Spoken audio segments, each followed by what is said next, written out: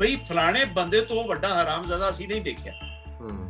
Stage ਤੇ ਬੈਠ ਕੇ ਇਹ ਚੀਜ਼ ਮੰਨ ਲਈ, ਇਸ ਚੀਜ਼ ਦਾ ਇਨਸਾਫ ਕਰ ਲਿਆ, ਇਸ ਚੀਜ਼ ਨੂੰ ਐਕਸੈਪਟ ਕਰ ਲਿਆ ਕਿ ਮੈਂ 16 ਸਾਲ ਜੋ ਕੁਝ ਕੀਤਾ ਪ੍ਰਚਾਰ ਦੇ ਖੇਤਰ ਦੇ ਵਿੱਚ ਹਰਾਮਜ਼ਾਦਗੀ ਕੀਤੀ।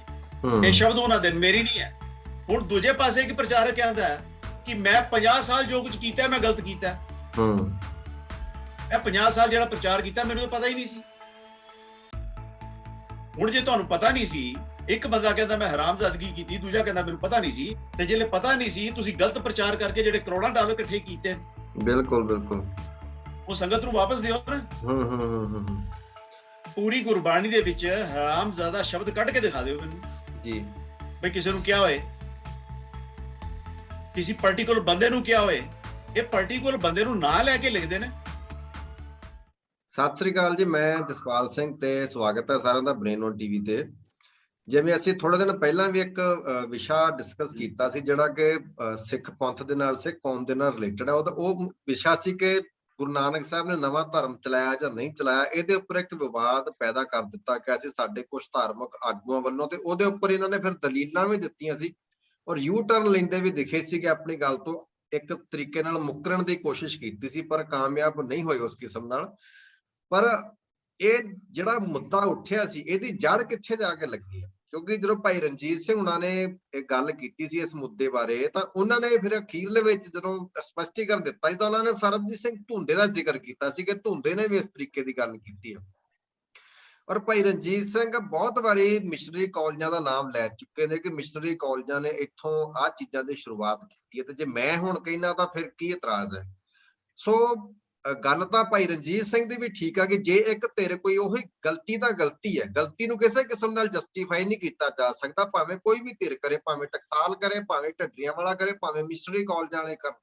ਗਲਤੀ ਨੂੰ ਜਸਟੀਫਿਕੇਸ਼ਨ ਕਿਸੇ ਦੇ ਮੈਂ ਗਲਤੀ ਕਰਕੇ ਤੇ ਮੈਂ ਕਹਾਂ ਫਲਾਣਾ ਵੀ ਕਰਦਾ, ਤਾਂ ਇਸ ਤਰੀਕੇ ਦੇ ਨਾਲ ਗਲਤੀ ਦੀ ਜਸਟੀਫਿਕੇਸ਼ਨ ਨਹੀਂ ਹੋ ਸਕਦੀ। ਸੋ ਜੇ ਮਿਸ਼ਨਰੀ ਕਾਲਜਾਂ ਨੇ ਕੋਈ ਮਾੜੇ ਬੀਜ ਬੀਜੇ ਨੇ ਕੌਮ ਦੇ ਵਿੱਚ, ਜਿਹੜੇ ਅੱਜ ਸਾਡੇ ਸਮੇਂ ਦੇ ਵਿੱਚ ਲੋਕਾਂ ਨੂੰ ਭੁਗਤਣੇ ਪੈ ਰਹੇ ਨੇ, ਜਵਾਬ ਦੇਣੇ ਪੈ ਰਹੇ ਨੇ, ਤਾਂ ਉਹਦੀ ਜ਼ਿੰਮੇਵਾਰੀ ਮਿਸ਼ਨਰੀ ਕਾਲਜਾਂ ਨੂੰ, ਮਿਸ਼ਨਰੀ ਕਾਲਜ ਦੇ ਪ੍ਰਚਾਰਕਾਂ ਨੂੰ, ਭਾਈ ਸਰਬਜੀਤ ਸਿੰਘ ਧੁੰਦਾ ਉਹਨਾਂ ਨੂੰ ਲੈਣੀ ਹੀ ਪਏਗੀ ਕਿ ਉਹਨਾਂ ਨੇ ਇੱਥੇ ਗਲਤੀਆਂ ਕੀਤੀਆਂ ਨੇ। ਕਿਉਂਕਿ ਬੜੇ ਤਰੀਕੇ ਨਾਲ ਸਮਝਾਇਆ ਜਾ ਸਕਦਾ ਕਿ ਸਿੱਖ ਇੱਕ ਵੱਖਰੀ ਕੌਮ ਹੈ, ਸਿੱਖ ਇੱਕ ਵੱਖਰਾ ਧਰਮ ਹੈ, ਨਿਆਰਾ ਧਰਮ ਹੈ, ਪਰ ਇਸ ਤੋਂ ਮੁਨਕਰ ਹੋ ਜਾਣਾ, ਜਦੋਂ ਕੋਈ ਜਵਾਬ ਨਾ ਆਵੇ ਤਾਂ ਇੱਕੋ ਦਮ ਕਹਿ ਦੇਣਾ ਕਿ ਗੁਰੂ ਨਾਨਕ ਨੇ ਕੋਈ ਨਵਾਂ ਧਰਮ ਚਲਾਇਆ ਹੀ ਨਹੀਂ ਹੈ।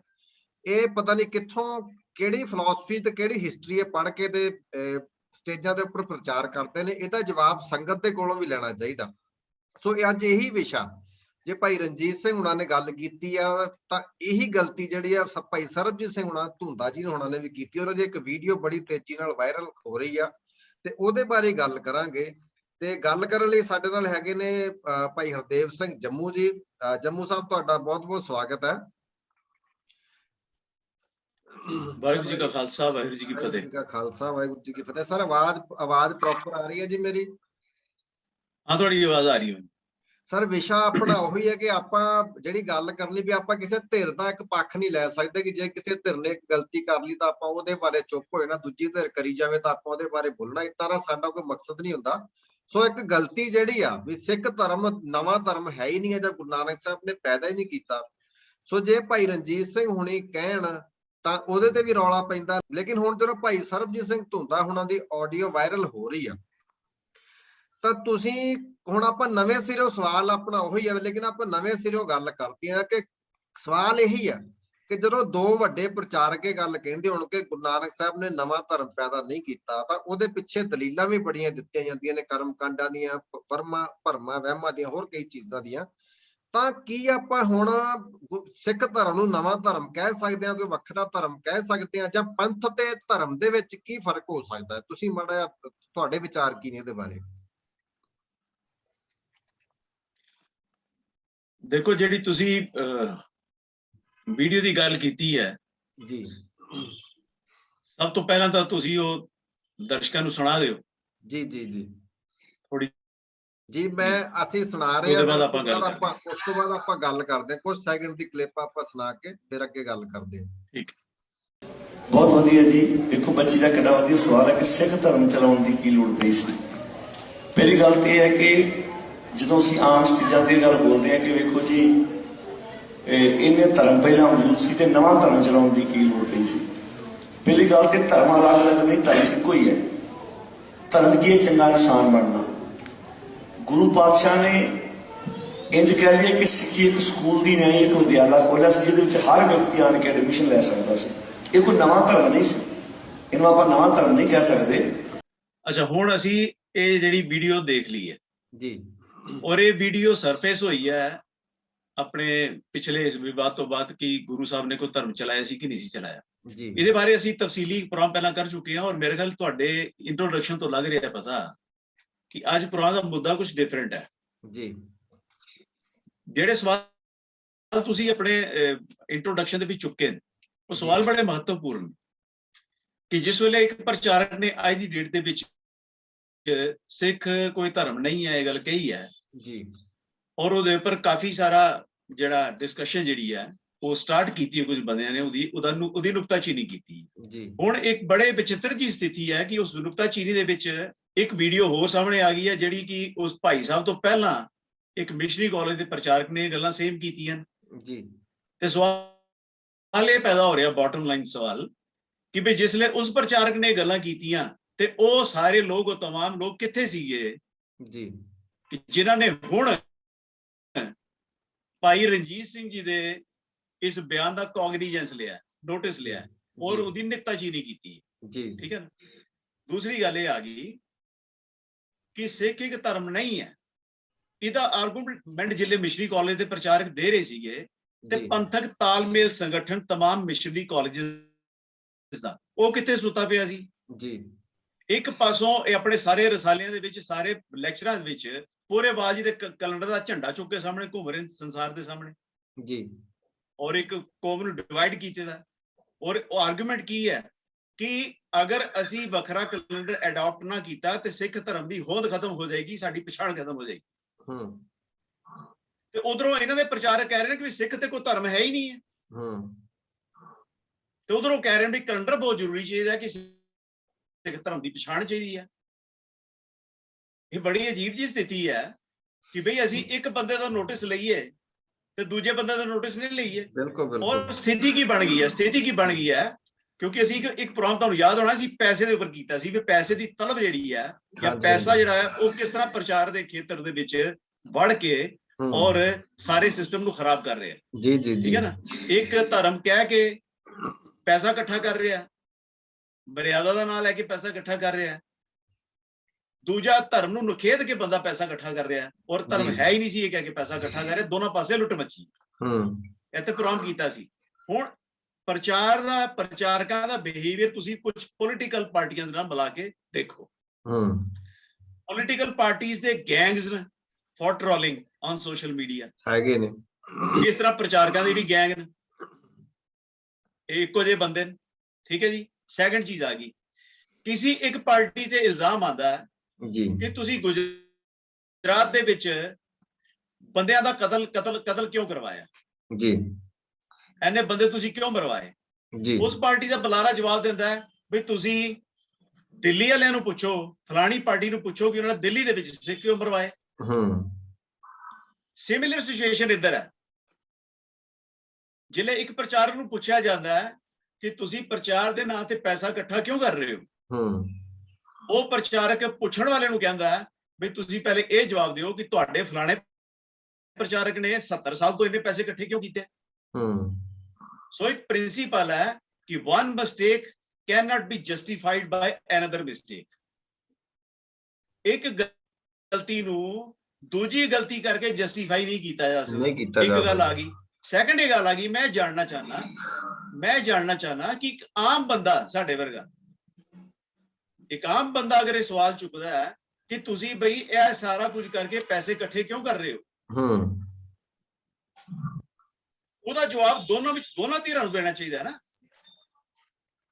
ਉਹਦਾ ਜਵਾਬ ਤੇ ਪੋਲੀਟੀਕਲ ਪਾਰਟੀਆਂ ਵਰਗਾ ਨਹੀਂ ਨਾ ਹੋ ਸਕਦਾ। ਬਿਲਕੁਲ ਸਹੀ। ਗੁਜਰਾਤ ਦਾ ਇਲਜ਼ਾਮ ਦੂਜੇ ਤੇ ਲੱਗਦਾ ਤੇ ਉਹ ਜਿੱਥੇ ਗੁਜਰਾਤ ਦਾ ਇਲਜ਼ਾਮ ਲੱਗਦਾ ਉਹ ਕਹਿੰਦੀ ਹੈ ਵੀ ਪਹਿਲੇ ਦਿੱਲੀ ਦਾ ਫੈਸਲਾ ਕਰੋ, ਦਿੱਲੀ ਦਾ ਕਹਿੰਦਾ ਪਹਿਲੇ ਗੁਜਰਾਤ ਦਾ ਫੈਸਲਾ ਕਰੋ, ਤੇ ਜਿਨ੍ਹਾਂ ਦਾ ਨਾਲ ਇਨਸਾਫ ਹੋਣਾ ਉੱਥੇ ਦੇ ਉੱਥੇ ਬੈਠੇ ਵਿਚਾਰੇ।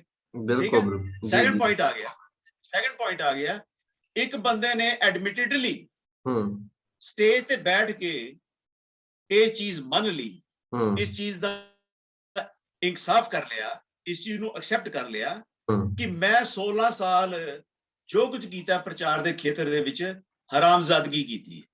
ਇਹ ਸ਼ਬਦ ਉਹਨਾਂ ਦੇ ਮੇਰੀ ਨਹੀਂ ਹੈ, ਉਸ ਪ੍ਰਚਾਰਕ ਦਾ ਆਪ ਕਹਿਣਾ, ਉਹਦੇ ਆਪਣੇ ਸ਼ਬਦ ਨੇ ਕਿ ਮੈਂ 16 ਸਾਲ ਜੋ ਕੁਝ ਕਰਦਾ ਰਿਹਾ that was all ਹਰਾਮਜ਼ਾਦਗੀ, ਸਾਰਾ ਕੁਝ ਹਰਾਮਜ਼ਾਦਗੀ ਸੀ। ਠੀਕ ਹੈ ਨਾ। ਹੁਣ ਦੂਜੇ ਪਾਸੇ ਇੱਕ ਪ੍ਰਚਾਰਕ ਕਹਿੰਦਾ ਹੈ ਕਿ ਮੈਂ 50 ਸਾਲ ਜੋ ਕੁਝ ਕੀਤਾ ਮੈਂ ਗਲਤ ਕੀਤਾ। ਮੈਂ 50 ਸਾਲ ਜਿਹੜਾ ਪ੍ਰਚਾਰ ਕੀਤਾ ਮੈਨੂੰ ਪਤਾ ਹੀ ਨਹੀਂ ਸੀ। ਹੁਣ ਜੇ ਤੁਹਾਨੂੰ ਪਤਾ ਨਹੀਂ ਸੀ, ਇੱਕ ਬੰਦਾ ਕਹਿੰਦਾ ਮੈਂ ਹਰਾਮਜ਼ਾਦਗੀ ਕੀਤੀ, ਦੂਜਾ ਕਹਿੰਦਾ ਮੈਨੂੰ ਪਤਾ ਨਹੀਂ ਸੀ, ਤੇ ਜਿਹੜੇ ਪਤਾ ਨਹੀਂ ਸੀ ਤੁਸੀਂ ਗਲਤ ਪ੍ਰਚਾਰ ਕਰਕੇ ਜਿਹੜੇ ਕਰੋੜਾਂ ਡਾਲਰ ਇਕੱਠੇ ਕੀਤੇ, ਬਿਲਕੁਲ ਬਿਲਕੁਲ, ਉਹ ਸੰਗਤ ਨੂੰ ਵਾਪਸ ਦਿਓ ਨਾ। ਤੇ ਜਿਹੜੇ ਹਰਾਮਜ਼ਾਦਗੀ ਕਰਕੇ ਕਰੋੜਾਂ ਰੁਪਏ ਇਕੱਠੇ ਕੀਤੇ ਉਹ ਸੰਗਤ ਨੂੰ ਵਾਪਸ ਦਿਓ। ਸਿੰਪਲ ਜੀ ਗੱਲ ਆ। ਜੇ ਕਿਸੇ ਜਸਪਾਲ ਜੀ ਕਿਸੇ ਵੀ ਅਦਾਲਤ ਦੇ ਵਿੱਚ ਜੀ ਦੇਖੋ, ਇਹ ਸੰਗਤ ਦੀ ਕਚਹਿਰੀ ਹੈ, ਇਹ ਸੰਗਤ ਦੀ ਕਚਹਿਰੀ ਹੈ। ਕਿਸੇ ਵੀ ਅਦਾਲਤ ਦੇ ਵਿੱਚ ਅਗਰ ਇਹ ਕੇਸ ਜਾਂਦਾ, ਕੋਈ ਕੇਸ ਜਾਂਦਾ, ਉਹਦੇ ਵਿੱਚ ਇੱਕ ਬੰਦਾ ਐਕਸੈਪਟ ਕਰਦਾ ਜਿਹਦੇ ਖਿਲਾਫ ਕੇਸ ਹੈ, ਉਹ ਇੱਕ ਵਾਲੀਆ ਬਿਆਨ ਦਿੰਦਾ ਹੈ ਕਿ ਮੈਂ ਜੋ ਪੈਸਾ ਇਕੱਠਾ ਕੀਤਾ ਮੈਂ ਹਰਾਮਜ਼ਾਦਗੀ ਕਰਕੇ ਪੈਸਾ ਇਕੱਠਾ ਕੀਤਾ, ਬਾਈ ਫਰਾਡੂਲੈਂਟ ਮੀਨਸ ਕੀਤਾ, ਫਰਾਡ ਕਰਕੇ ਕੀਤਾ। ਤੇ ਅਦਾਲਤ ਤੇ ਕਹੇਗੀ ਨਾ ਕਿ ਫਰਾਡ ਦਾ ਇਕਬਾਲ ਕਰਨਾ ਤੇ ਠੀਕ ਹੈ, ਬਿਲਕੁਲ, ਪਰ ਫਰਾਡ ਦੇ ਵਿੱਚ ਜਿਹੜੀ ਰਕਮ ਤੁਸੀਂ ਲਈ ਹੈ ਉਹ ਰਕਮ ਹੀ ਤੇ ਵਾਪਸ ਕਰੋ। ਬਿਲਕੁਲ ਸਹੀ ਗੱਲ ਹੈ। ਅਦਾਲਤ ਇਹਦੇ ਨਹੀਂ ਕਹੇਗੀ ਕਿ ਠੀਕ ਹੈ ਤੁਸੀਂ ਫਰਾਡ ਕਰ ਲਿਆ, ਹੁਣ ਜੇ ਫਰਾਡ ਕਰਕੇ ਜਿਹੜਾ ਤੁਸੀਂ ਪੈਸਾ ਇਕੱਠਾ ਕੀਤਾ ਉਹਨੂੰ ਇੰਜੋਏ ਕਰੋ, ਜਾਓ ਹੁਣ ਤੁਸੀਂ ਇੰਜੋਏ ਕਰੋ, ਸੋਹਣੇ ਸੋਹਣੇ ਕੱਪੜੇ ਪਾਓ, ਜਹਾਜ਼ਾਂ ਵਿੱਚ ਆਓ, ਜਹਾਜ਼ਾਂ ਵਿੱਚ ਜਾਓ, 35 40 ਬੰਦੇ ਲੈ ਕੇ ਫਿਰੋ ਔਰ ਆਪਣੇ ਕਰੋੜਾਂ ਡਾਲਰ ਇਕੱਠੇ ਕਰਕੇ ਅਕੈਡਮੀਆਂ ਖੋਲ ਲਓ, ਸਭ ਕੁਝ ਕਰ ਲਓ। ਇਹਦੇ ਦੋਹਾਂ ਦੇ ਝਗੜੇ ਵਿੱਚ ਇੱਕ ਕਾਮਨ ਆਦਮੀ ਦੇ ਵਾਜਬ ਸਵਾਲ ਨੂੰ ਤੇ ਕੋਈ ਵੀ ਨਹੀਂ ਐਡਰੈਸ ਕਰ ਰਿਹਾ, ਨਹੀਂ ਐਡਰੈਸ ਕਰ ਰਿਹਾ। ਔਰ ਫਿਰ ਇੱਕ ਚੀਜ਼ ਹੋਰ ਹੈ ਕਿ ਇੱਕ ਓਂਕਾਰ ਦੀ ਜਿਹੜੀ ਅਸੀਂ ਚਰਚਾ ਕੀਤੀ, ਇੱਕ ਓਂਕਾਰ ਦਾ ਜਿਹੜਾ ਪੰਗਾ ਜਿਹੜਾ ਚੱਲਿਆ, ਇੱਕ ਬਚਕਾਨਾ ਜਾਂ ਬੇਹੂਦਾ ਜਿਹੜਾ ਉਹਦਾ ਜਵਾਬ ਵੀ ਆਇਆ, ਉਹ ਤੇ ਡਿਸਕਸ ਕਰਨ ਦੇ ਕਾਬਿਲ ਵੀ ਨਹੀਂ ਹੈ, ਉਹ ਇਨੀ ਅਨਪੜ੍ਹਾਂ ਵਾਲੀ ਗੱਲ ਹੈ ਕਿ ਡਿਸਕਸ ਕਰਨ ਦੇ ਕਾਬਿਲ ਵੀ ਨਹੀਂ। ਉਹਦੇ ਵਿੱਚ ਦੇਖੋ, ਮੈਂ ਕਹਿੰਦਾ ਉੱਥੇ ਵੀ ਇੱਕ ਨਵੀਂ ਚੀਜ਼ ਸਾਹਮਣੇ ਆਈ ਕਿ ਇੱਕ ਓਂਕਾਰ ਦਾ ਜਿਹੜਾ ਇੱਕ ਕਿੰਤੂ ਪਰੰਤੂ ਹੈ, ਉਹ ਵੀ ਇੱਕ ਐਸੇ ਪ੍ਰਚਾਰਕ ਨੇ ਖੜਾ ਕੀਤਾ ਜਿਹਦਾ ਇੱਕ ਮਿਸ਼ਨਰੀ ਕਾਲਜ ਨਾਲ ਬੜੀ ਕਲੋਜ਼ ਔਰ ਲੰਬੀ ਐਸੋਸੀਏਸ਼ਨ। ਹਾਂਜੀ। ਹੁਣ ਜਿਸਲੇ ਉਸਨੇ ਇੱਕ ਓਂਕਾਰ ਦਾ, ਉਸ ਪ੍ਰਚਾਰਕ ਨੇ ਜਿਸਲੇ ਇੱਕ ਓਂਕਾਰ ਦਾ ਝਗੜਾ ਖੜਾ ਕੀਤਾ ਤੇ ਉਸਲੇ ਕੋਈ ਕਿਉਂ ਨਹੀਂ ਬੋਲਿਆ? ਉਹ ਬੰਦੇ ਉਸਲੇ ਕਿਉਂ ਨਹੀਂ ਬੋਲੇ? ਕਿਉਂਕਿ ਉਸਲੇ ਉਹ they are in one team. ਇਹਦਾ ਮਤਲਬ ਇਹ ਹੈ ਕਿ ਇਹ ਝਗੜਾ ਸਪੇਸ ਦਾ, ਬਿਲਕੁਲ, ਔਰ ਪ੍ਰਚਾਰਕ ਇਹ ਝਗੜਾ ਸਪੇਸ ਦਾ ਹੈ। ਸਾਨੂੰ ਸਪੇਸ ਨਹੀਂ ਮਿਲ ਰਹੀ, ਇਸ ਕਰਕੇ ਸਾਨੂੰ ਨਾਲ ਨਹੀਂ ਬਿਠਾਇਆ ਜਾ ਰਿਹਾ, ਇਸ ਕਰਕੇ ਅਸੀਂ ਬੋਲੀਏ। ਹੁਣ ਜਿਹੜੀ ਤੁਸੀਂ ਜੜ ਦੀ ਗੱਲ ਕੀਤੀ ਹੈ, ਮੈਂ ਕਿਤਨੇ ਪ੍ਰੋਗਰਾਮਾਂ ਦੇ ਵਿੱਚ ਜਾ ਕੇ, ਈਵਨ ਕਈ ਚੈਨਲਸ ਦੇ ਉੱਪਰ ਜਾ ਕੇ ਵੀ ਮੈਂ ਇਹ ਚੀਜ਼ ਸਵਾਲ ਚੁੱਕ ਉੱਠਾ ਕਿ ਭਈ ਤੁਸੀਂ ਜੜ ਨੂੰ ਕਿਉਂ ਨਹੀਂ ਪਛਾਣ ਰਹੇ? ਭਈ ਇਹ ਸਾਰੀਆਂ ਚੀਜ਼ਾਂ ਜਿਹੜੀਆਂ ਸਾਹਮਣੇ ਆ ਰਹੀਆਂ ਨੇ, ਇੱਕ ਪਾਸੋਂ ਤੇ ਇਹ ਆਰਗੂਮੈਂਟ ਵਾਜਬ ਹੈ ਨਾ। ਇੱਕ ਬੰਦਾ ਕਹਿੰਦਾ ਵੀ ਮੈਂ ਇਹ ਗੱਲ ਕੀਤੀ ਹੈ ਤੇ ਸਾਰੇ ਬੋਲ ਪਏ ਹੋ ਤੁਸੀਂ, ਤੇ ਜਿਹੜੇ ਇਹ ਗੱਲ ਤੁਹਾਡੇ ਪ੍ਰਚਾਰਕ ਕਰ ਰਹੇ ਸੀ ਤੁਸੀਂ ਕਿੱਥੇ ਸੀ? ਮੈਂ ਗਿਆਨੀ ਕੇਵਲ ਸਿੰਘ ਜੀ ਨੂੰ ਪੁੱਛਣਾ ਚਾਹੁੰਦਾ, ਮੈਂ ਪੰਥਕ ਤਾਲਮੇਲ ਸੰਗਠਨ ਦੇ ਜਿਹੜੇ ਗਿਆਨੀ ਕੇਵਲ ਸਿੰਘ ਜੀ ਨੇ, ਜਿਹੜੇ ਜਥੇਦਾਰ ਵੀਰ, ਮੈਂ ਉਹਨਾਂ ਨੂੰ ਸਵਾਲ ਪੁੱਛਣਾ ਚਾਹੁੰਦਾ ਇਸ ਤੁਹਾਡੇ ਪਲੇਟਫਾਰਮ ਦੇ ਮਾਧਿਅਮ ਤੋਂ ਕਿ ਉਹ ਸੁੱਤੇ ਪਏ ਨੇ ਜੀ? ਉਹ ਸੁੱਤੇ ਪਏ ਨੇ, ਉਹ ਨਾਨਕਸ਼ਾਹੀ ਕੈਲੰਡਰ ਦੇ ਉੱਪਰ ਕਿਤਾਬਾਂ ਛਪਵਾ ਰਹੇ ਨੇ, ਬਈ ਕਾਹਦੇ ਪੈਸੇ ਛਪਾ ਰਹੇ ਹੋ? ਜੇ ਤੁਹਾਡੇ ਇੱਕ ਕਾਲਜ ਦਾ ਇੱਕ ਵੱਡਾ ਮੰਨਿਆ ਪਰਮੰਨਿਆ ਪ੍ਰਚਾਰਕ ਕਹਿ ਰਿਹਾ ਵੀ ਸਿੱਖ ਤੇ ਕੋਈ ਧਰਮ ਹੀ ਨਹੀਂ ਸੀ, ਸਿੱਖ ਤੇ ਕੋਈ ਮਤ ਹੀ ਨਹੀਂ ਹੈ, ਸਿੱਖਾਂ ਦੀ ਤੇ ਕੋਈ ਪਛਾਣ ਹੀ ਨਹੀਂ ਹੈ ਐਜ਼ ਏ ਧਰਮ ਵਜੋਂ, ਤੇ ਵੀ ਤੁਸੀਂ ਉਸ ਲਈ ਨਹੀਂ ਬੋਲ ਰਹੇ, ਫਿਰ ਤੁਸੀਂ ਕਿਹੜੇ ਕੈਲੰਡਰ ਦੀ ਗੱਲ ਕਰ ਰਹੇ ਹੋ? ਫਿਰ ਸਿੱਖਾਂ ਦੀ ਪਛਾਣ ਨੂੰ ਕਿਹਦੇ ਨਾਲੋਂ ਖਤਰਾ ਹੈ? ਪਛਾਣ ਤੇ ਤੁਸੀਂ ਆਪ ਖਤਮ ਕਰ ਰਹੇ ਹੋ। ਸੋ ਇਹ ਡਿਊਅਲ ਸਟੈਂਡਰਡ ਜਿਹੜਾ ਨਾ, ਇਹ ਡਬਲ ਸਟੈਂਡਰਡ, ਇਹ ਸਟੈਂਡਰਡ ਪੋਲੀਟੀਕਲ ਪਾਰਟੀਆਂ ਦਾ ਹੈ। ਇਹ ਪੋਲੀਟੀਕਲ ਪਾਰਟੀਆਂ ਦੇ ਬਾਰੇ ਇਹ ਲੋਕ ਇਹ ਕਹਿੰਦੇ ਨੇ ਕਿ ਸਭ ਤੋਂ ਜਿਹੜੀ ਲੋ ਲੈਵਲ ਜਿੱਥੇ ਗੇਮ ਖੇਡੀ ਜਾਂਦੀ ਹੈ, ਦੈਟ ਇਜ਼ ਪੋਲਿਟਿਕਸ। ਤੇ ਲੋ ਲੈਵਲ ਗੇਮ ਅਗਰ ਪੋਲਿਟਿਕਸ ਖੇਲੀ ਜਾਂਦੀ ਹੈ ਤੇ ਲੋ ਲੈਵਲ ਗੇਮ ਇਹ ਪ੍ਰਚਾਰਕ ਕਿਉਂ ਖੇਲ ਰਹੇ ਸਰ? ਇਹ ਪ੍ਰਚਾਰਕ ਲੋਕ, ਹਾਂ ਹੁਣ ਤੁਸੀਂ ਦੇਖੋ ਇੱਕ ਚੀਜ਼ ਦੇਖੋ, ਇਹ ਕਹਿੰਦੇ ਬਈ ਸਿੱਖ ਧਰਮ ਨਹੀਂ ਹੈ, ਸਿੱਖ ਕੌਮ ਹੈ ਜੀ, ਸਿੱਖ ਕੌਮ ਹੈ। ਮੈਂ ਤੁਹਾਨੂੰ ਬੜਾ ਇੱਕ ਅਜੀਬੋ-ਗਰੀਬ ਸਥਿਤੀ ਵੱਲ ਇਸ਼ਾਰਾ ਕਰਨਾ ਜੀ ਕਿ ਸਾਡੇ ਇੱਥੇ ਅਗਰ ਰੈਵਨਿਊ ਰਿਕਾਰਡ ਤੋਂ ਅਸੀਂ ਕੋਈ ਡਾਕੂਮੈਂਟ ਲੈਣਾ ਹੋਵੇ, ਆਪਾਂ ਪਟਵਾਰੀ ਕੋਲ ਜਾਈਏ ਜਾਂ ਰੈਵਨਿਊ ਡਿਪਾਰਟਮੈਂਟ ਜਾਈਏ, ਉੱਥੇ ਵੀ ਇਹ ਚੀਜ਼ ਫਰਦ ਦੇ ਅੰਦਰ ਜਾਂ ਜਮਾਬੰਦੀ ਦੇ ਅੰਦਰ ਸਾਰਾ ਡਿਟੇਲ ਦੇ ਨਾਲ ਇਹ ਚੀਜ਼ ਆਉਂਦੀ ਹੈ ਕਿ ਜਿਹੜਾ ਬੰਦਾ ਜਿਹਦੇ ਨਾਂ ਤੇ ਇਹ ਜਮਾਬੰਦੀ ਹੈ ਜਾਂ ਜਿਹਦੇ ਨਾਂ ਤੇ ਗਿਰਦਾਵਰੀ ਹੈ ਜਾਂ ਜਿਹਦੇ ਨਾਂ ਤੇ ਇਹ ਰਿਕਾਰਡ ਹੈ, ਉਹ ਬੰਦਾ ਹੈ ਕੌਣ ਹੈ, ਉਹਦਾ ਨਾਂ, ਉਹਦੀ ਬਲਦੀਅਤ, ਉਹਦਾ ਐਡਰੈਸ ਪਲੱਸ ਉਹਦੀ ਕੌਮ ਲਿਖੀ ਜਾਂਦੀ ਹੈ। ਇਹ ਮੁਗਲਾਂ ਦੇ ਟਾਈਮ ਤੋਂ ਚੱਲ ਰਿਹਾ ਕੰਮ।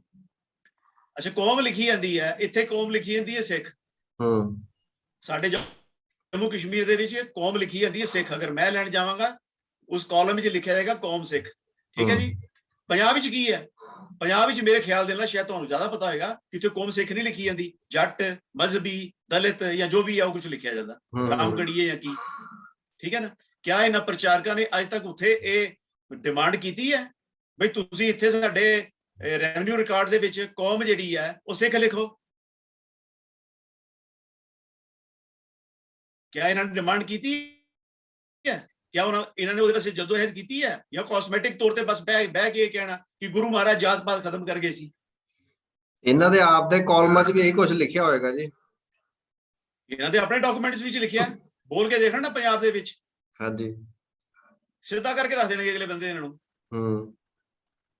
ਇਹ ਜਿਹੜੀ ਗੱਲ ਹੈ ਬਈ ਗੁਰੂ ਨਾਨਕ ਸਾਹਿਬ ਜਾਂ ਗੁਰੂ ਸਾਹਿਬ, ਰਾਈਟ ਫਰੋਮ ਗੁਰੂ ਨਾਨਕ ਦੇ ਵਿੱਚ ਤੋਂ 10 ਗੁਰੂ ਸਾਹਿਬਾਨ ਨੇ ਸਾਨੂੰ ਇੱਕ ਵੱਖਰੇ ਆਈਡੈਂਟੀਟੀਕਲ ਰੂਪ ਵਿੱਚ ਐਸਟੈਬਲਿਸ਼ ਨਹੀਂ ਕੀਤਾ as a religion, as a ਮਤ, ਐਜ਼ ਅ ਪੰਥ।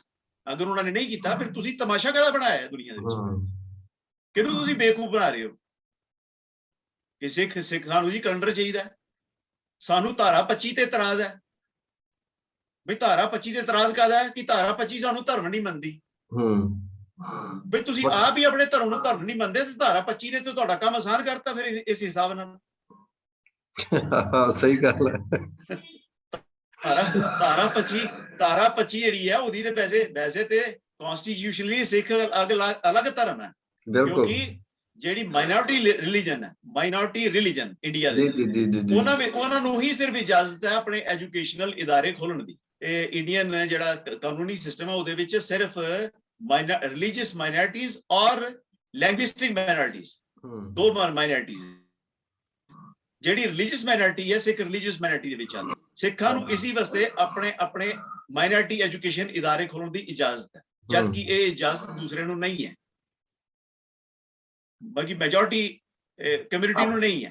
ਆਪਾਂ ਇਸ ਮੁੱਦੇ ਤੇ ਵੀ ਆਵਾਂਗੇ, ਧਾਰਾ 25 ਦੀ ਵੀ ਆਪਾਂ ਵੱਖਰੇ ਤੌਰ ਤੇ ਗੱਲ ਕਰਾਂਗੇ, ਸਪੈਸ਼ਲੀ ਵੱਖਰੇ ਤੌਰ ਤੇ ਕਰਾਂਗੇ। ਮੈਂ ਜਸਟ ਰੈਫਰ ਕਰ ਰਿਹਾ ਕਿ ਜੇ ਧਾਰਾ 25 ਦੇ ਮੁਤਾਬਕ ਇਹ ਸਾਰੇ ਰੋਲਾ ਪਾਉਂਦੇ ਨੇ ਸਿੱਖ ਵੀ ਸਾਨੂੰ ਜੀ ਸਿੱਖ ਧਰਮ ਨਹੀਂ ਮੰਨਿਆ ਗਿਆ ਜੀ, ਸੈਪਰੇਟ ਰਿਲੀਜਨ ਨਹੀਂ ਮੰਨਿਆ ਗਿਆ, ਤੇ ਫਿਰ ਤੇ ਇਹ ਦੋਵੇਂ ਪ੍ਰਚਾਰਕ ਜਿਹੜੇ ਨੇ ਜਾਂ ਇਸ ਕਿਸਮ ਦੇ ਜਿਹੜੇ ਇਹਨਾਂ ਦੇ ਪ੍ਰਚਾਰਕ ਕਰਨ ਵਾਲੇ ਲੋਕ ਨੇ, ਫਿਰ ਉਹਨਾਂ ਦਾ ਕੰਮ ਤੇ ਸੌਖਾ। ਇਹੀ ਗੱਲ ਤੇ ਇਹ ਕਹਿ ਰਹੇ ਨੇ, ਫਿਰ ਝਗੜਾ ਕਾਹਦਾ? ਫਿਰ ਕਨਸਟੀਟਿਊਸ਼ਨਲ ਗਿਲਾ ਕਾਹਦਾ? ਠੀਕ ਹੈ ਨਾ।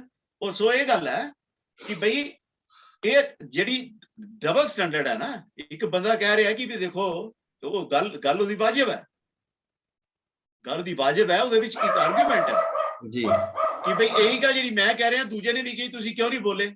ਲੇਕਿਨ ਹੈਵਿੰਗ ਸੈਡ ਦੈਟ, ਇਹ ਦੋਵੇਂ ਉਹ ਗੱਲ ਵਾਜਿਬ ਹੋਣ ਦੇ ਨਾਲ ਨਾਲ ਇਹ ਗੱਲ ਬੜੀ ਅਜੀਬੋ-ਗਰੀਬ ਹੈ ਜੀ ਕਿ ਬਈ they are behaving like political parties. ਬਈ ਫਲਾਣੇ ਨੇ ਗਲਤੀ ਕੀਤੀ ਹੈ ਤੇ ਮੈਂ ਕੀਤੀ ਹੈ, ਤੇ ਫਿਰ ਇਹਦੇ ਕੀ ਹੋ ਗਿਆ? ਗਲਤੀ ਤਾਂ ਗਲਤੀ ਹੈ, ਫਲਾਣੇ ਨੇ ਕੀਤੀ ਹੈ ਤੇ ਮੇਰੀ ਗਲਤੀ ਨੂੰ ਮਾਫ ਕਰ ਦਿਓ। ਫਲਾਣੇ ਬੰਦੇ ਨੇ ਕਰੋੜਾਂ ਰੁਪਏ ਕਮਾਏ ਨੇ ਤੇ ਮੈਨੂੰ ਵੀ ਕਮਾਣ ਦਿਓ। ਇੱਕ ਬੰਦਾ ਕਹਿੰਦਾ ਜੇ ਫਲਾਣੇ ਨੇ 50 ਸਾਲ ਗਲਤੀ ਕੀਤੀ ਹੈ ਤੇ ਮੈਂ 16 ਸਾਲ ਕੀਤੀ ਹੈ। ਸਾਡਾ ਕਹਿਣਾ ਇਹ ਹੈ, ਆਮ ਬੰਦੇ ਦਾ ਕਹਿਣਾ ਇਹ ਹੈ ਕਿ ਜੇ ਤੁਸੀਂ ਗਲਤੀਆਂ ਕੀਤੀਆਂ, ਗਲਤੀਆਂ ਕਰਕੇ ਤੁਸੀਂ ਕਰੋੜਾਂ ਡਾਲਰ ਇਕੱਠੇ ਕੀਤੇ ਨੇ ਤੇ ਸੰਗਤ ਦੇ ਵਿਸ਼ਵਾਸ ਨਾਲ ਤੁਸੀਂ ਘਾਤ ਕੀਤਾ ਹੈ, it is a breach of trust.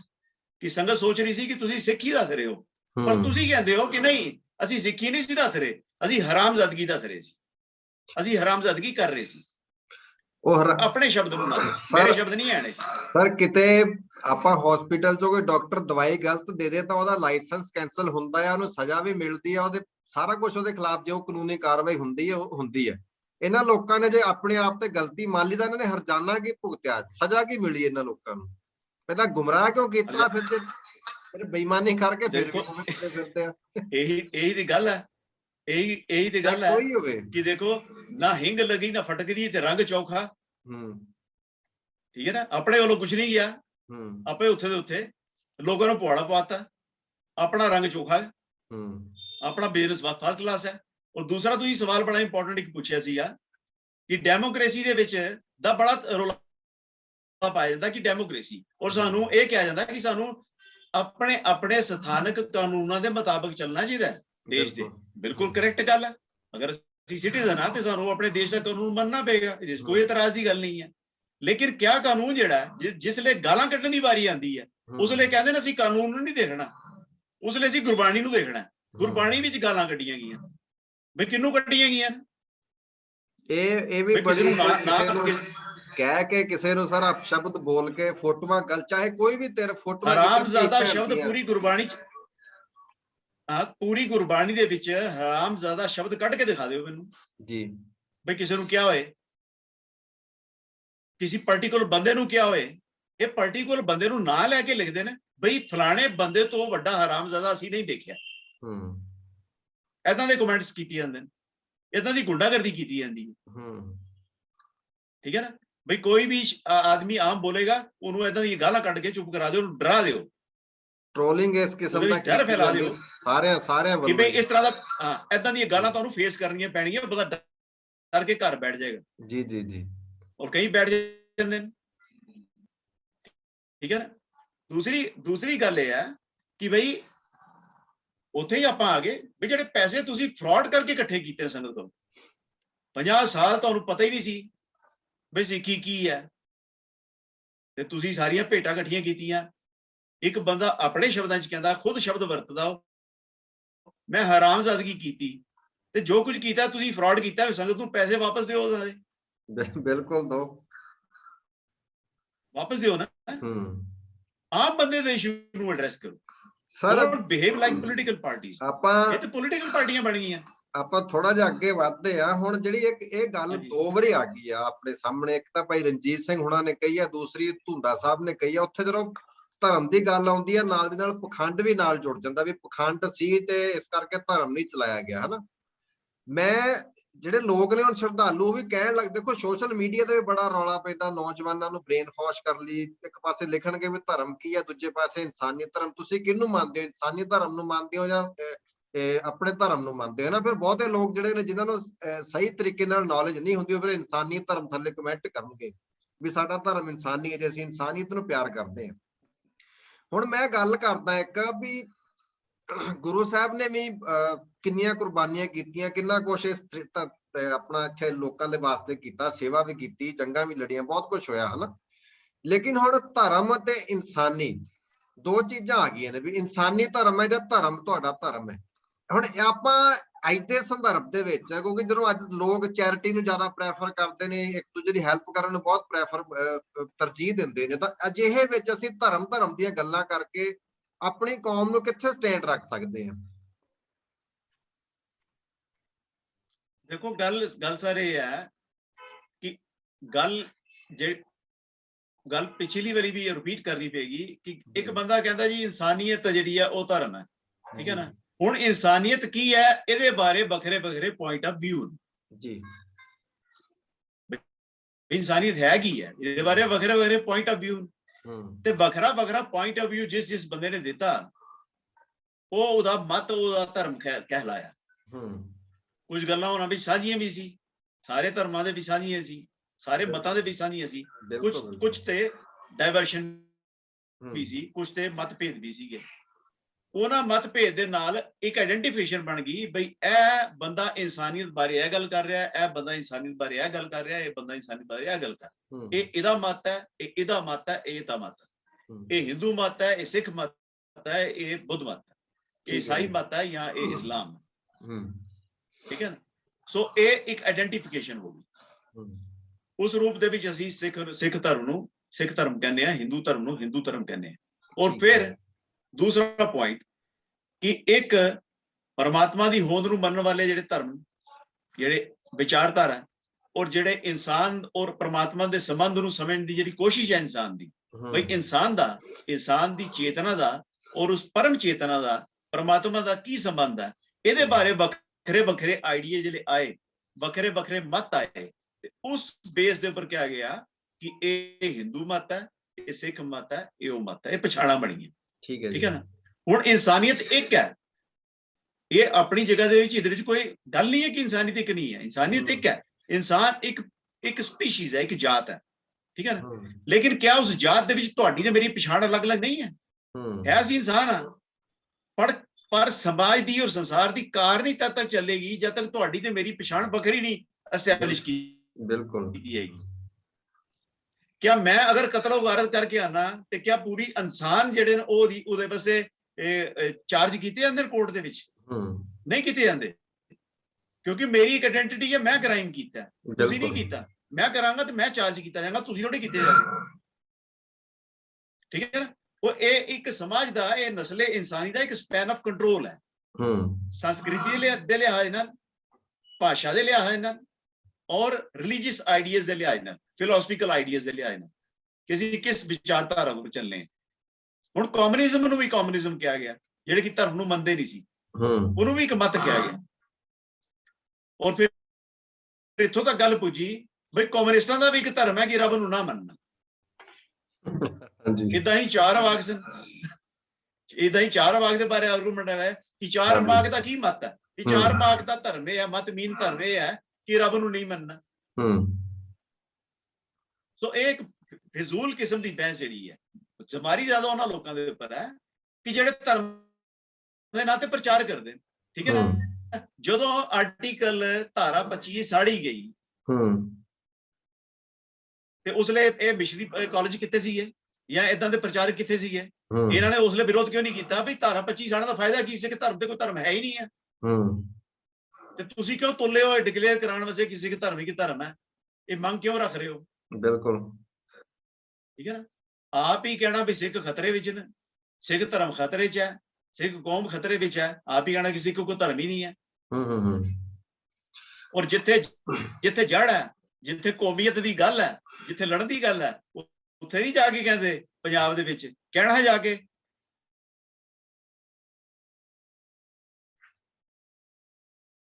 Hello, ਤੁਹਾਡੀ ਆਵਾਜ਼ ਕੱਟ ਗਈ ਜੀ। ਕੋਈ ਹੋਰ ਨਹੀਂ ਲਿਖੀ ਜਾਂਦੀ, ਬ੍ਰਾਹਮਣ ਨਹੀਂ ਲਿਖੀ ਜਾਂਦੀ, ਜਾਂ ਕੋਈ ਖੱਤਰੀ ਨਹੀਂ ਲਿਖੀ ਜਾਂਦੀ, ਉਹ ਲਿਖਿਆ ਜਾਂਦਾ ਸਿੱਖ।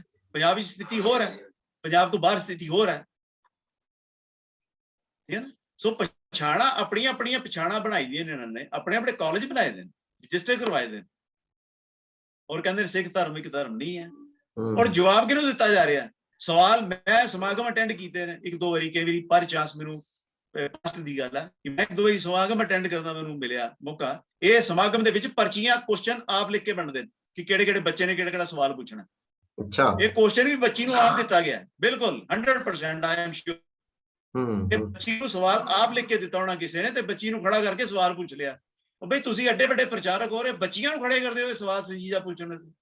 ਆਓ ਕਿਸੇ ਪਲੇਟਫਾਰਮ ਤੇ ਗੱਲ ਕਰੀਏ, ਉੱਥੇ ਨਹੀਂ ਹੋਣਾ। ਇਹਨਾਂ ਸਾਰਿਆਂ ਦਾ ਇਲਜ਼ਾਮ ਹੈ, ਇਹਨਾਂ ਸਾਰਿਆਂ ਦਾ ਇੱਕ ਵਾਜਿਬ ਇਲਜ਼ਾਮ ਹੈ, ਇੱਕ ਵਾਜਿਬ ਗਿਲਾ, ਯਾਨੀ ਕਿ ਇਲਜ਼ਾਮ ਨਹੀਂ ਮੈਂ ਕਹਿੰਦਾ, ਗਿਲਾ ਹੈ ਕਿ ਭਾਈ ਸਾਹਿਬ ਹੀ ਆ ਕੇ ਕਿਤੇ ਪਲੇਟਫਾਰਮ ਤੇ ਗੱਲ ਨਹੀਂ ਕਰਦੇ, ਰੇਡੀਓ ਵਾਲੇ ਆ ਕੇ ਕਿਸੇ ਪਲੇਟਫਾਰਮ ਤੇ ਗੱਲ ਨਹੀਂ ਕਰਦੇ। ਹੁਣ ਮੌਕਾ ਇਹਨਾਂ ਦਾ ਕਿ ਵੀ ਜੇ ਤੁਸੀਂ ਵੀ ਕਹਿ ਰਹੇ ਹੋ ਸਿੱਖ ਧਰਮ ਨਹੀਂ ਹੈ, ਤੇ ਤੁਸੀਂ ਆ ਕੇ ਕਿਸੇ ਪਲੇਟਫਾਰਮ ਤੇ ਗੱਲ ਕਰੋ, ਜਵਾਬ ਤਾਂ ਦਿਓ। ਬਿਲਕੁਲ, ਤੁਸੀਂ ਦਿਓ, ਜਾਂ ਤੇ ਭਾਈ ਸਾਹਿਬ ਕੋਲੋਂ ਗਿਲਾ ਕਰਨਾ ਬੰਦ ਕਰੋ। ਇਹ ਇਹਨਾਂ ਦੀ ਗੱਲ ਕਰ ਰਹੇ ਆ। ਸਾਡਾ ਗਿਲਾ ਜਾਇਜ਼ ਹੈ, ਸਾਡਾ ਦੋਹਾਂ ਵੱਲ ਗਿਲਾ ਜਾਇਜ਼ ਹੈ, ਬਿਲਕੁਲ ਇਤਰਾਜ਼ ਜਾਇਜ਼ ਹੈ ਕਿ ਸਾਡੀ ਤਰਫੋਂ ਤਾਂ ਦੋਹਾਂ ਹੀ ਗੱਲ, ਸਾਡੀ ਤਰਫੋਂ ਤੇ ਦੋਹੇ ਧਿਰ ਗੱਲ ਤੋਂ ਭੱਜ ਰਹੇ ਨੇ। ਬਿਲਕੁਲ ਠੀਕ ਹੈ ਨਾ। ਇੱਕ ਪ੍ਰਚਾਰਕ ਜਿਹੜਾ ਤੁਹਾਡਾ ਮੈਂਟਰ, ਜਿਹੜਾ ਤੁਹਾਨੂੰ ਜਿਹੜਾ ਗਾਈਡ ਕਰਨ ਵਾਲਾ ਬੰਦਾ, ਉਹ ਕਹਿ ਰਿਹਾ ਕਈ ਸਾਲ ਪਹਿਲਾਂ ਵੀ ਇੱਕੋ ਕਾਰ ਦਾ ਉਚਾਰਨ ਗਲਤ ਹੈ, ਉਸ ਲਈ ਤੁਸੀਂ ਨਹੀਂ ਬੋਲੇ, ਤੇ ਹੁਣ ਤੁਸੀਂ ਬੋਲ ਰਹੇ ਹੋ। ਤੇ ਜਿਸ ਵੇਲੇ ਤੁਹਾਡਾ ਆਪਣਾ ਪ੍ਰਚਾਰਕ ਕਹਿ ਰਿਹਾ ਕਿਸੇ ਕੋ ਕੋਈ ਧਰਮ ਨਹੀਂ ਹੈ, ਉਸ ਲਈ ਤੁਸੀਂ ਪ੍ਰੋਗਰਾਮ ਟੈਲੀਵਿਜ਼ਨ ਵਿੱਚ ਨਹੀਂ ਕੀਤੇ। ਹੁਣ ਦੂਸਰੇ ਬੰਦੇ ਨੇ ਕਿਹਾ ਤੇ ਤੁਸੀਂ ਟੈਲੀਵਿਜ਼ਨ ਪ੍ਰੋਗਰਾਮ ਕਰਨ ਬੈਠ ਗਏ। ਮੋਰੈਲਿਟੀ ਕਿੱਥੇ ਹੈ? ਮੋਰੈਲਿਟੀ ਕਿੱਥੇ ਹੈ? ਐਥਿਕਸ ਕਿੱਥੇ? ਇੱਕ ਸਰ ਦੋਹਾਂ ਧਿਰਾਂ ਨੂੰ, ਹਾਂਜੀ, ਆਪਾਂ ਜਿਹੜੀ ਗਾਲਾਂ ਵਾਲੀ ਗੱਲ ਸ਼ੁਰੂ ਕੀਤੀ ਸੀ ਕਿ ਧਰਮ ਦੇ ਨਾਂ ਦੇ ਗਾਲਾਂ ਵਾਲੀ ਗੱਲ ਤੋਂ ਮੈਂ ਗਾਲਾਂ ਵਾਲੀ ਗੱਲ ਤੇ ਕਹਿੰਦਾ, ਦੇਖੋ ਮੇਰਾ ਕੁਐਸਚਨ ਲੈ ਲਓ ਮਾੜਾ ਜਿਹਾ, ਚਲੋ ਸਾਰੀਆਂ ਧਿਰਾਂ, ਚਾਹੇ ਟਕਸਾਲ ਦੇ ਉੱਪਰ ਵੀ ਐਲੀਗੇਸ਼ਨ ਲੱਗਦੇ ਨੇ, ਫੋਟੋ ਐਡਿਟ ਕਰਨ ਦੇ, ਇੱਧਰੋਂ ਦੂਸਰੇ ਗਰੁੱਪ ਜਿਹੜੇ ਹੈਗੇ ਨੇ, ਜਿਹੜੇ ਵੀ ਜਿਨ੍ਹਾਂ ਦਾ ਵੀ ਨਾਮ ਅੱਜ ਕੱਲ ਮਾਰਕੀਟ ਦੇ ਵਿੱਚ ਚੱਲਦਾ ਆ, ਸਭ ਦੇ ਉੱਪਰ ਐਲੀਗੇਸ਼ਨ ਲੱਗਦੇ ਨੇ। ਸੋਸ਼ਲ ਮੀਡੀਆ ਦੇ ਉੱਪਰ ਖਾਲਿਸਤਾਨ ਦੇ ਨਾਂ ਦੇ ਉੱਪਰ ਵੀ ਲੋਕ ਗਾਲਾਂ ਕੱਢ ਰਹੇ ਨੇ ਇੱਕ ਦੂਸਰੇ ਨੂੰ, ਕੋਈ ਬਣਾਉਣ ਦੇ ਸਮਰਥਨ ਦੇ ਵਿੱਚ ਆ, ਕੋਈ ਵਿਰੋਧ ਦੇ ਵਿੱਚ ਆ, ਲੇਕਿਨ ਗਾਲਾਂ ਮਾਵਾਂ ਭੈਣਾਂ ਦੀਆਂ ਚੱਲਦੀਆਂ ਨੇ। ਹੁਣ ਉੱਥੇ ਇੱਕ ਜਿਹੜੀ ਸ਼ਾਤਰ ਧਿਰ ਆ ਉਹ ਕਹਿਣ ਲੱਗ ਪਈ ਕਿ ਗੁਰੂ ਗ੍ਰੰਥ ਸਾਹਿਬ ਦੇ ਵਿੱਚ ਗਾਲਾਂ ਲਿਖੀਆਂ ਨੇ, ਉਹ ਫਿਰ ਜਿਵੇਂ ਕੁੱਤਿਓ, ਹਰਾਮਖੋਰ, ਹਨਾ, ਇਹ ਚੀਜ਼ਾਂ ਨੂੰ ਆਧਾਰ ਬਣਾ ਕੇ ਉਹ ਕਹਿਣ ਲੱਗੇ ਨੇ ਪਹਿਲਾਂ ਗੁਰੂ ਗ੍ਰੰਥ ਸਾਹਿਬ ਤੋਂ ਗਾਲਾਂ ਹਟਵਾਓ, ਡਿਲੀਟ ਕਰਵਾਓ, ਫਿਰ ਆਪਾਂ ਅਗਲੀ ਗੱਲ ਕਰਾਂਗੇ, ਹਨਾ। ਹੁਣ ਇਹ ਗੁਰੂ ਸਾਹਿਬ ਨੂੰ ਕਿਸ ਕਿਸਮ ਨਾਲ ਜੀ ਦੇਖੋ ਇਹ ਲਿਖਿਆ ਇਹਦਾ ਕਨਸਟੀਟਿਊਸ਼ਨ ਦੇ ਵਿੱਚ, ਕਨਸਟੀਟਿਊਸ਼ਨ ਵਿੱਚ ਸੈਕਸ਼ਨ ਹੈ 504 ਜੀ, 504 ਦੇ ਵਿੱਚ ਗਾਲ ਕੱਢਣਾ ਅਪਰਾਧ ਹੈ ਜੀ।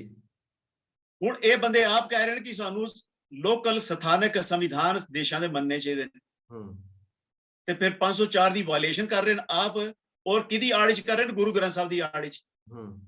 ਹੁਣ ਗੁਰੂ ਗ੍ਰੰਥ ਸਾਹਿਬ ਵਿੱਚ ਜਾਂ ਤੁਸੀਂ ਇੱਕ ਆਰਟੀਕਲ ਵਿੱਚ ਲਿਖਦੇ ਹੋ ਕਿ ਇਸ ਸੰਸਾਰ ਵਿੱਚ ਕਈ ਡਕੈਤ ਹੋਏ ਨੇ, ਕਈ ਹੱਕ ਮਾਰਨ ਵਾਲੇ ਹੋਏ ਨੇ, ਕਈ ਹਰਾਮਖੋਰ ਹੋਏ ਨੇ ਇਸ ਸੰਸਾਰ ਦੇ ਵਿੱਚ। ਇਹ ਲਿਖਣਾ ਕੋਈ ਗਾਲ ਕੱਢਣਾ ਥੋੜੀ ਹੈ, ਠੀਕ ਹੈ ਨਾ?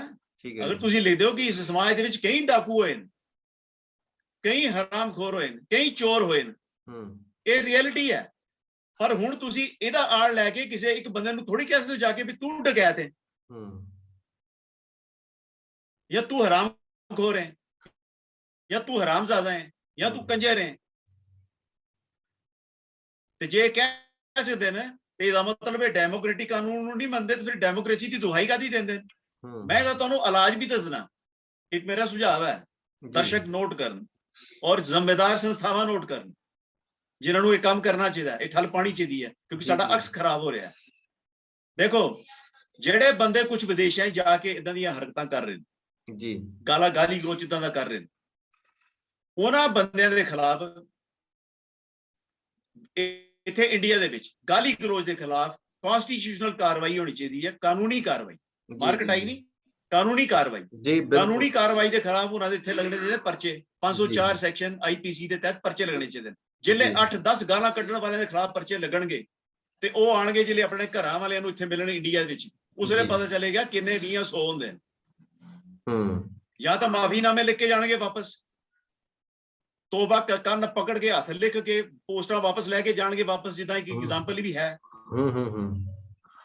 ਔਰ ਫਿਰ ਜਿਹੜੇ ਇੱਥੇ ਇੱਕ ਕ੍ਰਿਮੀਨਲ ਕੇਸ ਰਜਿਸਟਰ ਹੋਏਗਾ ਜਾਂ ਪੱਕਾ, ਤੇ ਫਿਰ ਉਹਦੀ ਇਨਫੋਰਮੇਸ਼ਨ ਜਾਏਗੀ ਜਿਹੜੇ ਉੱਥੇ ਦੇ ਪੀਆਰ, ਜਿਹੜੇ ਪੀਆਰ ਬਣਦੇ ਨੇ ਅਥਾਰਟੀਜ਼ ਕੈਨੇਡਾ ਜਾਂ ਅਮਰੀਕਾ ਦੀਆਂ ਜਾਂ ਹੋਰ ਕੰਟਰੀਜ਼ ਦੀਆਂ, ਉਹਨਾਂ ਨੂੰ ਜਿਹੜੇ ਇਨਫੋਰਮੇਸ਼ਨ ਮਿਲੇਗੀ ਕਿ ਇਹ ਬੰਦਾ ਜਿਹੜਾ ਸਾਨੂੰ ਪੀਆਰ ਬਸੇ ਅਪਰੋਚ ਕਰ ਰਿਹਾ, ਇਹਦੇ ਖਿਲਾਫ ਇੰਡੀਆ ਵਿੱਚ ਇੱਕ ਕ੍ਰਿਮੀਨਲ ਕੇਸ ਚੱਲ ਰਿਹਾ, ਤੇ ਫਿਰ ਦੇਖਣਗੇ ਪੀਆਰ ਕਿਸ ਤਰ੍ਹਾਂ ਮਿਲਦਾ। ਤੋ ਜਿਹੜੇ 8-10 ਬੰਦਿਆਂ ਦੀਆਂ ਇਸ ਤਰ੍ਹਾਂ ਐਗਜ਼ਾਮਪਲ, ਜਿਹੜੇ 8-10 ਗੁੰਡਾਗਰਦ ਬੰਦਿਆਂ ਨੂੰ ਇਸ ਤਰ੍ਹਾਂ ਡੀਲ ਕੀਤਾ ਜਾਏਗਾ ਨਾ ਕਿਸੇ ਸੰਭਾਰ ਸੰਸਥਾ ਵੱਲੋਂ, ਤੇ ਫਿਰ ਇਸ ਚੀਜ਼ ਨੂੰ ਠੱਲ ਪਏਗੀ। ਫਿਰ ਇਹਨਾਂ ਨੂੰ ਪਤਾ ਚੱਲੇਗਾ ਕਿ ਗੁਰਬਾਣੀ ਵਿੱਚ ਗਾਲਾਂ ਲਿਖੀਆਂ ਕਿ ਨਹੀਂ ਲਿਖੀਆਂ। ਫਿਰ ਜਾ ਕੇ ਅਦਾਲਤ ਵਿੱਚ ਕੀ ਕਹਿਣਗੇ ਕਿ ਅਸੀਂ ਗਾਲਾਂ ਕੱਢੀਆਂ ਕਿਉਂਕਿ ਗੁਰਬਾਣੀ 'ਚ ਲਿਖੀਆਂ ਗਾਲਾਂ। ਫਿਰ ਆਈਪੀਸੀ 504 ਜਿਹੜੀ ਹੈ ਜਾਂ ਹੋਰ ਧਾਰਾਵਾਂ ਜਿਹੜੀਆਂ ਉਹਨਾਂ ਨੂੰ ਕਿਸ ਤਰ੍ਹਾਂ ਜਸਟੀਫਾਈ ਕਰਨਗੇ ਕਿ ਅਸੀਂ ਅਪਰਾਧੀ ਨਹੀਂ ਆ। ਫਿਰ ਇਹਨਾਂ ਦਾ ਜਵਾਬ ਇੱਕ ਹੋਏਗਾ ਕਿ ਨਹੀਂ ਜੀ ਅਸੀਂ ਤਾਂ ਗਾਲਾਂ ਕੱਢੀਆਂ ਹੀ ਨਹੀਂ। ਫਿਰ ਨਹੀਂ ਕਹਿਣਗੇ ਕਿ ਅਸੀਂ ਕੱਢੀਆਂ ਨਾ, ਫਿਰ ਇੰਨੀ ਜ਼ਰੂਰਤ ਨਹੀਂ ਹੋਏਗੀ, ਲੱਤਾਂ ਵਿੱਚ ਇਹਨਾਂ ਦਮ ਨਹੀਂ ਹੋਏਗਾ, ਇਹਨਾਂ ਭਾਰ ਨਹੀਂ ਚੱਲਣਗੀਆਂ ਲੱਤਾਂ ਕਿ ਕੋਰਟ 'ਚ ਖੜੇ ਹੋ ਕੇ ਕਹਿ ਦੇਣ ਹਾਂ ਅਸੀਂ ਕੱਢੀਆਂ। ਉੱਥੇ ਕਹਿਣਗੇ ਨਾ ਨਾ ਨਾ ਨਾ ਅਸੀਂ ਤੇ ਕੱਢੀ ਨਹੀਂ ਸੀ। ਉਸ ਲਈ ਨਹੀਂ ਕਹਿਣਗੇ ਕਿ ਅਸੀਂ ਕੱਢੀਆਂ ਕਿਉਂਕਿ ਗੁਰਬਾਣੀ ਕਹਿ ਰਹੀ ਹੈ ਕੱਢੋ। ਇਹ ਇੱਕ ਨੀਚਤਾ ਔਰ ਦੁਸ਼ਟਤਾ, ਇੱਕ ਨੀਚ ਔਰ ਦੁਸ਼ਟ ਆਰਗੂਮੈਂਟ ਹੈ ਕਿ ਅਸੀਂ ਗਾਲਾਂ ਕੱਢਨੇ ਆ ਕਿਸੇ ਦੀ ਧੀ ਭੈਣ ਨੂੰ। ਔਰ ਦੇਖੋ ਇੱਕ ਪਿੱਛੇ ਜੀ ਇੱਕ ਪ੍ਰੋਗਰਾਮ ਹੋਇਆ, ਕਿਤਨੀ ਅਜੀਬੋ ਗਰੀਬ ਆਰਗੂਮੈਂਟ ਹੈ ਕਿ ਬਈ ਹਰ ਕਿਸੇ ਨੂੰ ਸਾਲਾ ਕਹੀ ਜਾਣਾ, ਤੇ ਲੋਕਾਂ ਨੇ ਇਤਰਾਜ਼ ਕੀਤਾ ਬਈ ਤੁਸੀਂ ਹਰ ਕਿਸੇ ਨੂੰ ਸਾਲਾ ਕਹਿ ਕੇ ਕਿਉਂ ਸਾਲਾ ਕਿਸੇ ਨੂੰ ਕਹਿਣਾ, ਓਪਰੇ ਬੰਦੇ ਨੂੰ ਸਾਲਾ ਕਹਿਣਾ ਜਿਹਦੇ ਨਾਲ ਉਹਦਾ ਰਿਸ਼ਤਾ ਨਹੀਂ ਹੈ ਉਹ ਗਲਤ ਸਮਝਿਆ ਜਾਂਦਾ। ਜਿਹਦੇ ਨਾਲ ਰਿਸ਼ਤਾ ਹੈ ਉੱਥੇ ਤਾਂ ਕੋਈ ਗੱਲ ਨਹੀਂ ਹੈ, ਪਰ ਜਿਹਦੇ ਨਾਲ ਰਿਸ਼ਤਾ ਨਹੀਂ ਹੈ ਉਹਨੂੰ ਸਾਰਿਆਂ ਨੂੰ ਸਾਲੇ ਕਹੀ ਜਾਣਾ ਤੇ ਇੱਕ ਗਲਤ ਗੱਲ ਹੈ, ਡੈਰੋਗੇਟਰੀ ਗੱਲ ਹੈ, ਇੱਕ ਐਬਿਊਸਿਵ ਗੱਲ ਹੈ। ਉਹਦਾ ਆਰਗੂਮੈਂਟ ਕੀ ਦਿੱਤਾ ਗਿਆ, ਦੇਖੋ ਜੀ ਸਾਲਿਆਂ ਦਾ ਬੜਾ ਇੱਜ਼ਤ ਮਾਣ ਸਨਮਾਨ ਹੁੰਦਾ, ਇਸ ਵਜ੍ਹਾ ਅਸੀਂ ਤੇ ਇੱਜ਼ਤ ਸਨਮਾਨ ਕਰਨ ਵਾਸਤੇ ਸਾਲਾ ਕਹਿੰਦੇ ਹਾਂ। ਇਹ ਆਰਗੂਮੈਂਟ ਦਿੱਤਾ ਗਿਆ ਔਨ ਏਅਰ। ਅੱਛਾ ਹੁਣ ਕੋਈ ਇਹ ਪੁੱਛੇ ਕਿ ਇੱਕ ਬੰਦਾ ਜਿਹੜਾ ਤੁਹਾਡੇ ਨਾਲ ਗੱਲ ਕਰਨਾ ਚਾਹੁੰਦਾ ਜਾਂ ਜਿਹਨੇ ਕੋਈ ਗੱਲ ਕੀਤੀ ਹੈ ਜਾਂ ਜਿਹੜਾ ਬੰਦਾ ਤੁਹਾਡੇ ਨਾਲ ਅਸਹਿਮਤ ਹੈ, ਉਸ ਬੰਦੇ ਨੂੰ ਤੁਸੀਂ ਉਹਨਾਂ ਸਾਰੇ ਬੰਦੇ ਨੂੰ ਤੁਸੀਂ ਸਾਲਾ ਕਹਿ ਰਹੇ ਹੋ, ਔਰ ਕਿਸ ਤਰ੍ਹਾਂ ਕਹਿ ਰਹੇ ਹੋ ਕਿ ਉਹਦੀ ਧੀ ਭੈਣ ਦੇ ਨਾਲ ਆਪਣੇ ਆਪ ਨੂੰ ਤੁਸੀਂ ਉਹਦੀ ਧੀ ਭੈਣ ਦਾ ਹਸਬੈਂਡ ਸ਼ੋਅ ਕਰਕੇ, ਖਸਮ ਸ਼ੋਅ ਕਰਕੇ ਉਹਨੂੰ ਸਾਲਾ ਕਹਿ ਰਹੇ ਹੋ, ਔਰ ਫਿਰ ਜਸਟੀਫਾਈ ਕਰ ਰਹੇ ਹੋ ਕਿ ਅਸੀਂ ਉਹਨੂੰ ਇੱਜ਼ਤ ਦੇ ਰਹੇ ਹਾਂ। ਇੱਜ਼ਤ ਕਿਸ ਤਰ੍ਹਾਂ ਦੇ ਰਹੇ ਨੇ ਕਿ ਉਹਦੀ ਧੀ ਭੈਣ ਨੂੰ ਦਾ ਆਪਣੇ ਆਪ ਨੂੰ ਉਹਦੀ ਧੀ ਭੈਣ ਦਾ ਖਸਮ ਬਣਾ ਕੇ, ਹਸਬੈਂਡ ਬਣਾ ਕੇ, ਤੇ ਕਹਿੰਦੇ ਨੇ ਅਸੀਂ ਉਹਨੂੰ ਇੱਜ਼ਤ ਦੇ ਰਹੇ ਹਾਂ। ਯਾਨੀ ਕਿ ਧੀ ਭੈਣ ਨੂੰ ਜ਼ਲੀਲ ਕਰਕੇ। ਇੱਥੋਂ ਇਹਨਾਂ ਦੀ ਨੀਅਤ ਵੀ ਸਪਸ਼ਟ ਹੋ ਜਾਂਦੀ ਹੈ। ਇੱਥੋਂ ਨੀਅਤ ਸਪਸ਼ਟ ਹੁੰਦੀ ਹੈ ਕਿ ਇਸ ਤੋਂ ਘਟੀਆ ਆਰਗੂਮੈਂਟ ਕੋਈ ਹੋਏਗਾ? ਬਿਲਕੁਲ ਬਿਲਕੁਲ। ਔਰ ਫਿਰ ਇਹਨਾਂ ਚੀਜ਼ਾਂ ਨੂੰ ਡੀਲ ਕਿਸ ਤਰ੍ਹਾਂ ਕਰਨਾ? ਇਹਨਾਂ ਡੀਲ ਵੀਰ ਜੀ ਇਸ ਤਰ੍ਹਾਂ ਹੀ ਕਰਨਾ ਪਏਗਾ ਕਿ ਸਾਡੀ ਕਿਸੇ ਜ਼ਿੰਮੇਵਾਰ ਸੰਸਥਾ ਨੂੰ ਵਿਸ਼ੇਸ਼ ਤੌਰ ਤੇ ਉਹਨਾਂ ਬੱਚੀਆਂ ਦੀ, ਜਿਹਨਾਂ ਬੱਚੀਆਂ ਨੂੰ ਗਾਲਾਂ ਕੱਢੀਆਂ ਗਈਆਂ, ਜਿਹਨਾਂ ਬੱਚੀਆਂ ਨੂੰ ਐਬਿਊਸਿਵ ਲੈਂਗੁਏਜ ਵਰਤੀ ਗਈ, Indian woman commission, state woman commission ਔਰ ਇੰਟਰਨੈਸ਼ਨਲ ਵੂਮਨ ਕਮਿਸ਼ਨ, ਔਰ ਜਿਹੜੇ ਕੰਟਰੀ ਤੋਂ ਗਾਲ ਕੱਢੀ ਗਈ, ਜਿੱਥੋਂ ਅਪਰਾਧ ਓਰੀਜਿਨੇਟ ਹੋਇਆ, ਜਿੱਥੋਂ ਔਨ 에ਅਰ ਹੋਇਆ, ਉੱਥੇ ਦੇ ਵੂਮਨ ਕਮਿਸ਼ਨ ਨੂੰ ਅਪਰੋਚ ਕਰਕੇ ਬਾਕਾਇਦਾ ਇੱਕ ਕੰਪਲੇਨ ਲੌਂਚ ਕਰਾਉਣੀ ਚਾਹੀਦੀ ਹੈ ਕਿ ਇਸ ਤਰ੍ਹਾਂ ਵੂਮਨ ਵਰਬਲ ਅਬਿਊਜ਼ ਕੀਤਾ ਜਾ ਰਿਹਾ ਹੈ, ਇੱਕ ਔਰਤ ਦੀ ਜ਼ੁਬਾਨੀ ਇੱਜ਼ਤ ਹੱਤਕ ਕੀਤੀ ਜਾ ਰਹੀ ਹੈ। ਤੇ ਮੈਂ ਤੁਹਾਨੂੰ ਇਹ ਜਸਪਾਲ ਜੀ ਦੱਸਦੇ ਆ, ਇਹਨਾਂ ਨੂੰ ਰਾਹ ਨਹੀਂ ਲੱਭੇਗਾ ਨਸਣ ਦਾ ਜੀ। ਇਹ ਛੂਟ ਪ੍ਰਾਪਤ ਕਰ ਰਹੇ ਨੇ ਇਹ ਕਾਨੂੰਨ ਦਾ, ਕਿਉਂਕਿ ਲੋਕ ਕਾਨੂੰਨ ਦਾ ਇਸਤੇਮਾਲ ਨਹੀਂ ਕਰ ਰਹੇ। ਲੋਕ ਲੜਾਈ ਝਗੜੇ ਔਰ ਗਾਲਾਂ ਪਰ ਆ ਜਾਂਦੇ ਨੇ। ਅਗਰ ਉਹ ਬੱਚੀਆਂ ਉੱਠ ਕੇ ਇਸ ਕਾਨੂੰਨ ਦਾ ਇਸਤੇਮਾਲ ਕਰਨ ਔਰ ਪਿੱਛੇ ਉਹਨਾਂ ਨੂੰ ਇੱਕ ਜ਼ਿੰਮੇਵਾਰ ਸੰਸਥਾ ਹੌਨੈਸਟੀ ਨਾਲ ਉਹਨਾਂ ਬੱਚੀਆਂ ਦੀ ਮਦਦ ਕਰੇ, ਤੇ ਸਾਰੇ ਟੰਗੇ ਜਾਣਗੇ ਕਾਨੂੰਨ ਦੇ ਸ਼ਿਕੰਜੇ ਦੇ ਵਿੱਚ। ਪਤਾ ਚਲੇਗਾ ਕਿ ਕਿਸੇ ਔਰਤ ਨੂੰ ਕਿਸ ਤਰ੍ਹਾਂ ਗੱਲ ਕੱਢੀ ਜਾਂਦੀ ਹੈ, ਕਿਸੇ ਔਰਤ ਦੇ ਕਿਰਦਾਰ ਪ੍ਰਤੀ ਕਿਸ ਤਰ੍ਹਾਂ ਇੱਕ ਡੈਰੋਗੇਟਰੀ ਰਿਮਾਰਕਸ ਪਾਸ ਕੀਤਾ ਜਾਂਦਾ। ਇਲਾਜ ਦਾ ਹੀ ਹੈ ਜਸਪਾਲ ਜੀ, ਇਲਾਜ ਇਹੀ ਹੈ। ਤਰਾਸਦੀ ਇਹ ਬਣ ਗਈ, ਚਾਹੇ ਕੋਈ ਸੰਸਥਾ ਹੋਵੇ, ਉਹਨਾਂ ਨੇ ਆਪਣੇ ਬੈਕਅਪ ਦੇ ਪਿੱਛੇ ਟ੍ਰੋਲਿੰਗ ਗੈਂਗ ਬਣਾ ਕੇ ਰੱਖਿਆ, ਜਾਂ ਕੋਈ ਵੀ ਸੰਸਥਾ ਹੋਵੇ, ਚਾਹੇ ਡੇਰੇਦਾਰ ਹੋਣ, ਚਾਹੇ ਜਿਹੜੇ ਅਗਾਂਹ ਮਾਡਰਨ ਪ੍ਰਚਾਰਕ ਨੇ ਉਹ ਹੋਣ, ਕੋਈ ਬੰਦੇ ਹੁਣ ਇਹਨਾਂ ਨੇ ਆਪੋ ਆਪਣੇ ਗੈਂਗ ਬਣਾ ਕੇ ਰੱਖੇ ਨੇ, ਜਿਹੜੇ ਸਿੱਧੇ ਤਰੀਕੇ ਨਾਲ ਲੜਾਈ ਝਗੜਾ ਧਮਕੀਆਂ ਦੇਣ। ਜਸਪਾਲ ਜੀ ਇਹਨਾਂ ਗੈਂਗਾਂ ਦੇ ਵਿੱਚ ਕੁਝ ਨਹੀਂ ਹੈ। ਜਿਸ ਵੇਲੇ ਅਗਰ ਮੈਂ ਕਿਸੇ ਦੀ ਧੀ ਭੈਣ ਨੂੰ ਗਾਲ ਕੱਢਣਾ ਬਾਹਰ ਰਹਿ ਕੇ, ਔਰ ਜਿਸ ਵੇਲੇ ਮੈਂ ਆਪਣੇ ਸਟੇਟ ਦੇ ਵਿੱਚ ਆਉਣਾ ਔਰ ਨਾਲ ਹੀ ਮੈਨੂੰ ਪਤਾ ਚੱਲਦਾ ਕਿ ਮੈਨੂੰ ਪੁਲਿਸ ਥਾਣੇ ਉਸ ਸੁਨੇਹਾ ਆ ਜਾਂਦਾ ਕਿ ਆਓ ਵੀ ਤੁਹਾਡੇ ਖਿਲਾਫ ਕੇਸ ਹੈ, ਤੇ ਮੈਨੂੰ ਪਤਾ ਚੱਲ ਜਾਏਗਾ ਕਿ ਕਿੰਨੇ 200 ਹੁੰਦਾ। ਵੀ ਹੁਣ ਮੈਨੂੰ ਬਿਠਾ ਲਿਆ ਤੇ ਮੈਨੂੰ ਵਾਪਸ ਵੀ ਨਹੀਂ ਜਾਣ ਦੇ ਲਗੇ। ਜੇ ਮੇਰੇ ਖਿਲਾਫ ਪੱਕਾ ਪਰਚਾ ਲੱਗ ਗਿਆ ਤੇ ਮੈਨੂੰ ਤਾਂ PR ਨਹੀਂ ਮਿਲਣਾ। ਜੇ PR ਮਿਲ ਚੁੱਕਾ ਤਾਂ ਫਿਰ ਸਿਟੀਜ਼ਨਸ਼ਿਪ ਨਹੀਂ ਮਿਲਣੀ। ਜਦ ਤੱਕ ਇਹ ਕਾਨੂੰਨੀ ਕਾਰਵਾਈ ਨਹੀਂ ਕੀਤੀ ਜਾਂਦੀ, ਇਸ ਗੁੰਡਾਗਰਦੀ ਨੂੰ ਠੱਲ ਨਹੀਂ ਪੈ ਸਕਦੀ। ਔਰ ਕਾਨੂੰਨੀ ਕਾਰਵਾਈ ਕਰੋ, ਲੜਨ ਦਾ ਕੋਈ ਫਾਇਦਾ ਨਹੀਂ। ਲੜਾਈ ਝਗੜੇ ਦਾ ਸਰ ਕੋਈ ਰੱਖਿਆ ਹੀ ਨਹੀਂ ਕੋੜਾ ਹੁਣ। ਪਰ ਗੱਲ ਜਿਹੜੀ ਨਾ ਹੁਣ ਹੱਦੋਂ ਬਾਹਰ ਨਿਕਲਦੀ ਜਾ ਰਹੀ ਹੈ। ਸਾਰੀਆਂ ਧਿਰਾਂ ਨੇ ਸ਼ਰਮ ਲਾ ਲਈ ਇੱਕ ਕਿਸਮ ਦੀ। ਕਿਸੇ ਨੂੰ ਆਪਾਂ ਆਪ ਹੀ ਕਹਿੰਦੇ, ਇਹ ਆਪ ਹੀ ਤੇ ਕਈ ਬੰਦੇ ਕਹਿੰਦੇ ਜੀ ਇਹ ਤੇ ਕਾਨੂੰਨ ਚੱਲੇਗਾ, ਅੱਜ ਕੱਲ ਤੇ ਕਾਨੂੰਨ ਦਾ ਰਾਜ ਹੈ। ਹੁਣ ਗੁਰਬਾਣੀ ਦੀ ਗੱਲਾਂ ਪੁਰਾਣੀਆਂ ਹੋ ਗਈਆਂ, ਇੱਥੇ ਤੇ ਕਾਨੂੰਨ ਦੇ ਮੁਤਾਬਕ ਚੱਲਣਾ ਪੈਣਾ, ਤੇ ਲੋਕਾਂ ਨੂੰ ਕਾਨੂੰਨ ਦੇ ਮੁਤਾਬਕ ਚੱਲਣਾ ਚਾਹੀਦਾ। ਜਿਹਨੂੰ ਜਿਹੜਾ ਕੋਈ ਗਾਲ ਕੱਢਦਾ ਆਰਗੇਨਾਈਜ਼ਡ ਲੈਵਲ ਦੇ ਉੱਪਰ ਪਰਚੇ ਲਵਾਓ ਇਹਨਾਂ ਦੇ ਖਿਲਾਫ। ਅਗਰ ਪਰਚਾ ਠੀਕ ਹੋਏਗਾ, ਸਿੱਧ ਹੋਏਗਾ ਕੋਰਟ ਦੇ ਵਿੱਚ, ਠੀਕ ਹੈ, ਸਿਆ ਹੋਏਗੀ। ਨਹੀਂ ਸਿੱਧ ਹੋਏਗਾ ਤੇ ਨਹੀਂ ਹੋਏਗੀ। ਜੀ ਜੀ ਜੀ, ਕਾਨੂੰਨੀ ਸਹਾਰਾ ਲੈਣ ਲੋਕ ਜਿਹਨਾਂ ਨੂੰ ਗਾਲਾਂ ਕੱਢੀਆਂ ਜਾਂਦੀਆਂ। ਠੀਕ ਹੈ ਹਰਦੇਵ ਜੀ, ਸਮਾਂ ਮੇਰੇ ਇਹ ਗੱਲ ਹੈ ਕਿ ਜੇ ਡੈਮੋਕ੍ਰੇਸੀ ਚ ਰਹਿਣਾ ਹੈ, ਜੇ ਲੋਕਾਂ ਨੂੰ ਇਹ ਕਹਿਣਾ ਕਿ ਜੀ ਡੈਮੋਕ੍ਰੇਸੀ ਫੋਲੋ ਕਰੋ, ਠੀਕ ਹੈ ਨਾ, ਆਪ ਰੱਖ ਲਈਆਂ ਬੰਦੂਕਾਂ। ਉਹ ਪ੍ਰਚਾਰਕਾਂ ਦਾ ਕੀ ਕੰਮ ਹੈ ਬੰਦੂਕਾਂ ਰੱਖਣੀਆਂ। ਹਾਂ, ਜੇ ਤੁਹਾਨੂੰ ਕਿਸੇ ਨਾਲ ਕੋਈ ਐਸਾ ਕਲੈਸ਼ ਚੱਲ ਰਿਹਾ, ਕਿਸੇ ਸਰਕਾਰੀ ਤੌਰ ਤੇ ਕੋਈ ਕਲੈਸ਼ ਚੱਲ ਰਿਹਾ, ਤੇ ਤੁਸੀਂ ਕਹਿੰਦੇ ਹੋ ਵੀ ਠੀਕ ਹੈ। ਪ੍ਰਚਾਰਕਾਂ ਨੂੰ ਖਤਰਾ ਕਿਹਦੇ ਨਾਲ ਹੈ? ਸੰਗਤ ਕੋਲੋਂ ਖਤਰਾ ਹੈ। ਸੰਗਤ ਕੋਲ ਖਤਰਾ ਕਿਉਂ ਹੈ? ਹੋਰ ਬਥੇਰੇ ਪ੍ਰਚਾਰਕ ਫਿਰਦੇ ਪਏ, ਉਹਨਾਂ ਨੂੰ ਸੰਗਤ ਕੋਲ ਖਤਰਾ ਨਹੀਂ ਹੈ। ਵੀ ਤੁਹਾਨੂੰ ਹੀ ਕਿਉਂ ਹੈ?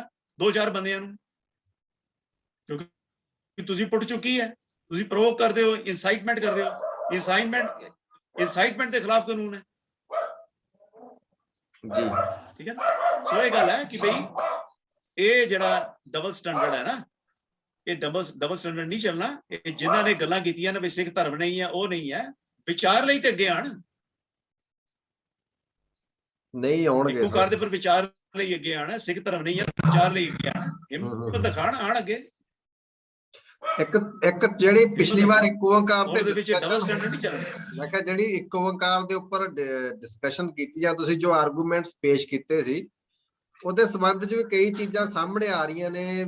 ਜਿਵੇਂ ਭਾਈ ਹਰਨੇਕ ਸਿੰਘ ਉਹਨਾਂ ਨੇ ਵੀ ਪ੍ਰੋਗਰਾਮ ਕੀਤਾ, ਉਹਦੇ ਵਿੱਚ ਚਲੋ ਬਹੁਤ ਕੁਝ ਉਹਨਾਂ ਨੇ ਬੋਲਿਆ ਵੀ ਆ, ਜੋ ਉਹਨਾਂ ਦੀ ਆਪਣੀ ਇੱਕ ਹੈਗਾ, ਐਜੂਕੇਸ਼ਨ ਮਿਲੀ ਜਿਸ ਕਿਸਮ ਦੀ ਉਹਨਾਂ ਨੂੰ, ਜੋ ਉਹਨਾਂ ਦੇ DNA ਵਿੱਚ ਚੀਜ਼ਾਂ ਰਚ ਚੁੱਕੀਆਂ ਨੇ, ਉਹਨਾਂ ਨੂੰ ਨਹੀਂ ਜਾ ਸਕਦੀਆਂ, ਆਦੀ ਹੋ ਚੁੱਕੇ ਨੇ ਉਹਨਾਂ ਚੀਜ਼ਾਂ ਦੇ, ਤੇ ਉਹ ਬੋਲਣ ਤੋਂ ਫਿਰ ਬੰਦਾ ਰਹਿ ਕੇ ਵੀਰੇ, ਚਾਹੇ ਬੰਦਾ ਕਿੰਨਾ ਵੀ ਸਿਆਣਾ ਬਣੇ, ਉਹ ਨਹੀਂ ਬਣਿਆ ਜਾਂਦਾ, ਤੇ ਉਹ ਚੀਜ਼ਾਂ ਆਟੋਮੈਟਿਕਲੀ ਅੰਦਰੋਂ ਬਾਹਰ ਆਪੇ ਆ ਜਾਂਦੀਆਂ ਨੇ।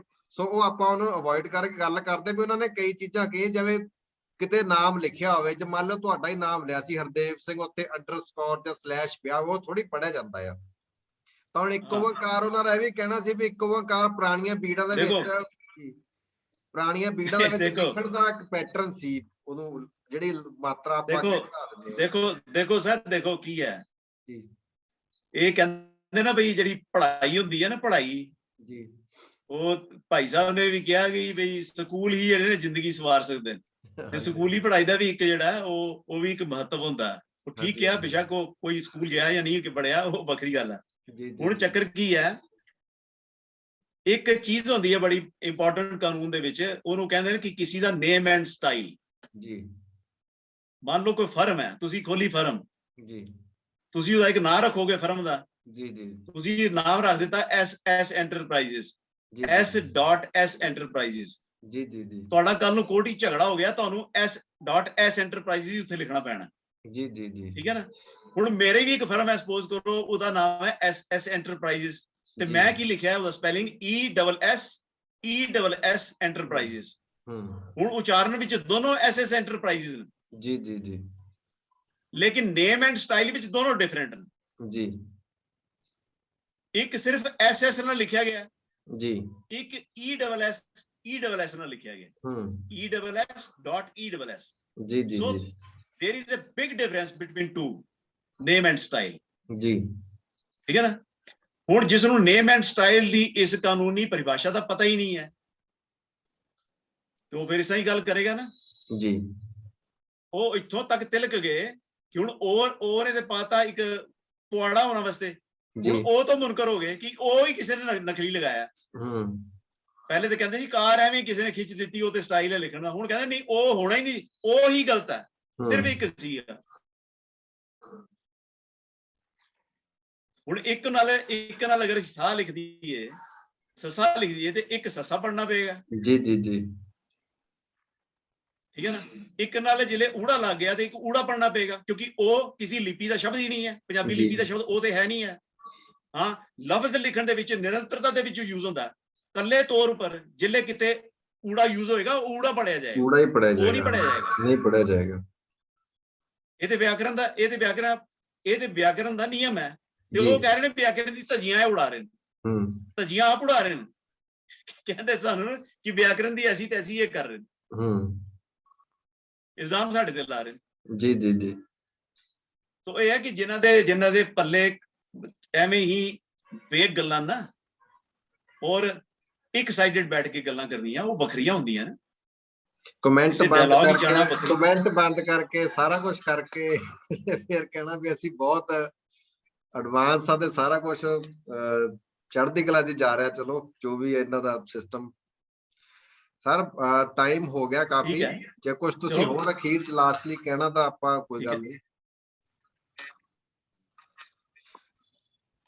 ਦੇਖੋ ਲਾਸਟਲੀ ਤਾਂ ਮੈਂ ਇਹੀ ਕਹਿਣਾ ਚਾਹੁੰਦਾ ਸਰ ਕਿ ਖਾਸ ਤੌਰ ਤੇ ਉਮੀਦ ਕੀਤੀ ਜਾਂਦੀ ਹੈ ਕਿ ਜਿਹੜੇ ਤੇ ਦੇਖੋ ਗਾਲੀ ਗਲੋਚ ਕਰਨਾ, ਜਿੱਦਾਂ ਗਾਲੀ ਗਲੋਚ ਦੀ ਗੱਲ ਹੈ ਨਾ, ਉਹ ਕੋਈ ਕਿਸੇ ਟਕਸਾਲ ਦਾ ਬੰਦਾ ਕੱਢੇ, ਕੋਈ ਬਾਬਾ ਕੱਢੇ, ਕੋਈ ਪ੍ਰਾਈਵੇਟ ਬੰਦਾ ਕੱਢੇ, ਕੋਈ ਪ੍ਰਚਾਰਕ ਕੱਢੇ, ਕੋਈ ਸ਼੍ਰੋਮਣੀ ਕਮੇਟੀ ਦਾ ਬੰਦਾ ਕੱਢੇ, ਗਾਲ ਜਸਟੀਫਾਈਡ ਨਹੀਂ ਹੈ, ਇਹ ਕਾਨੂੰਨੀ ਅਪਰਾਧ ਹੈ। ਗਾਲ ਕੱਢਣਾ ਕਾਨੂੰਨੀ ਅਪਰਾਧ ਹੈ, ਠੀਕ ਹੈ ਨਾ।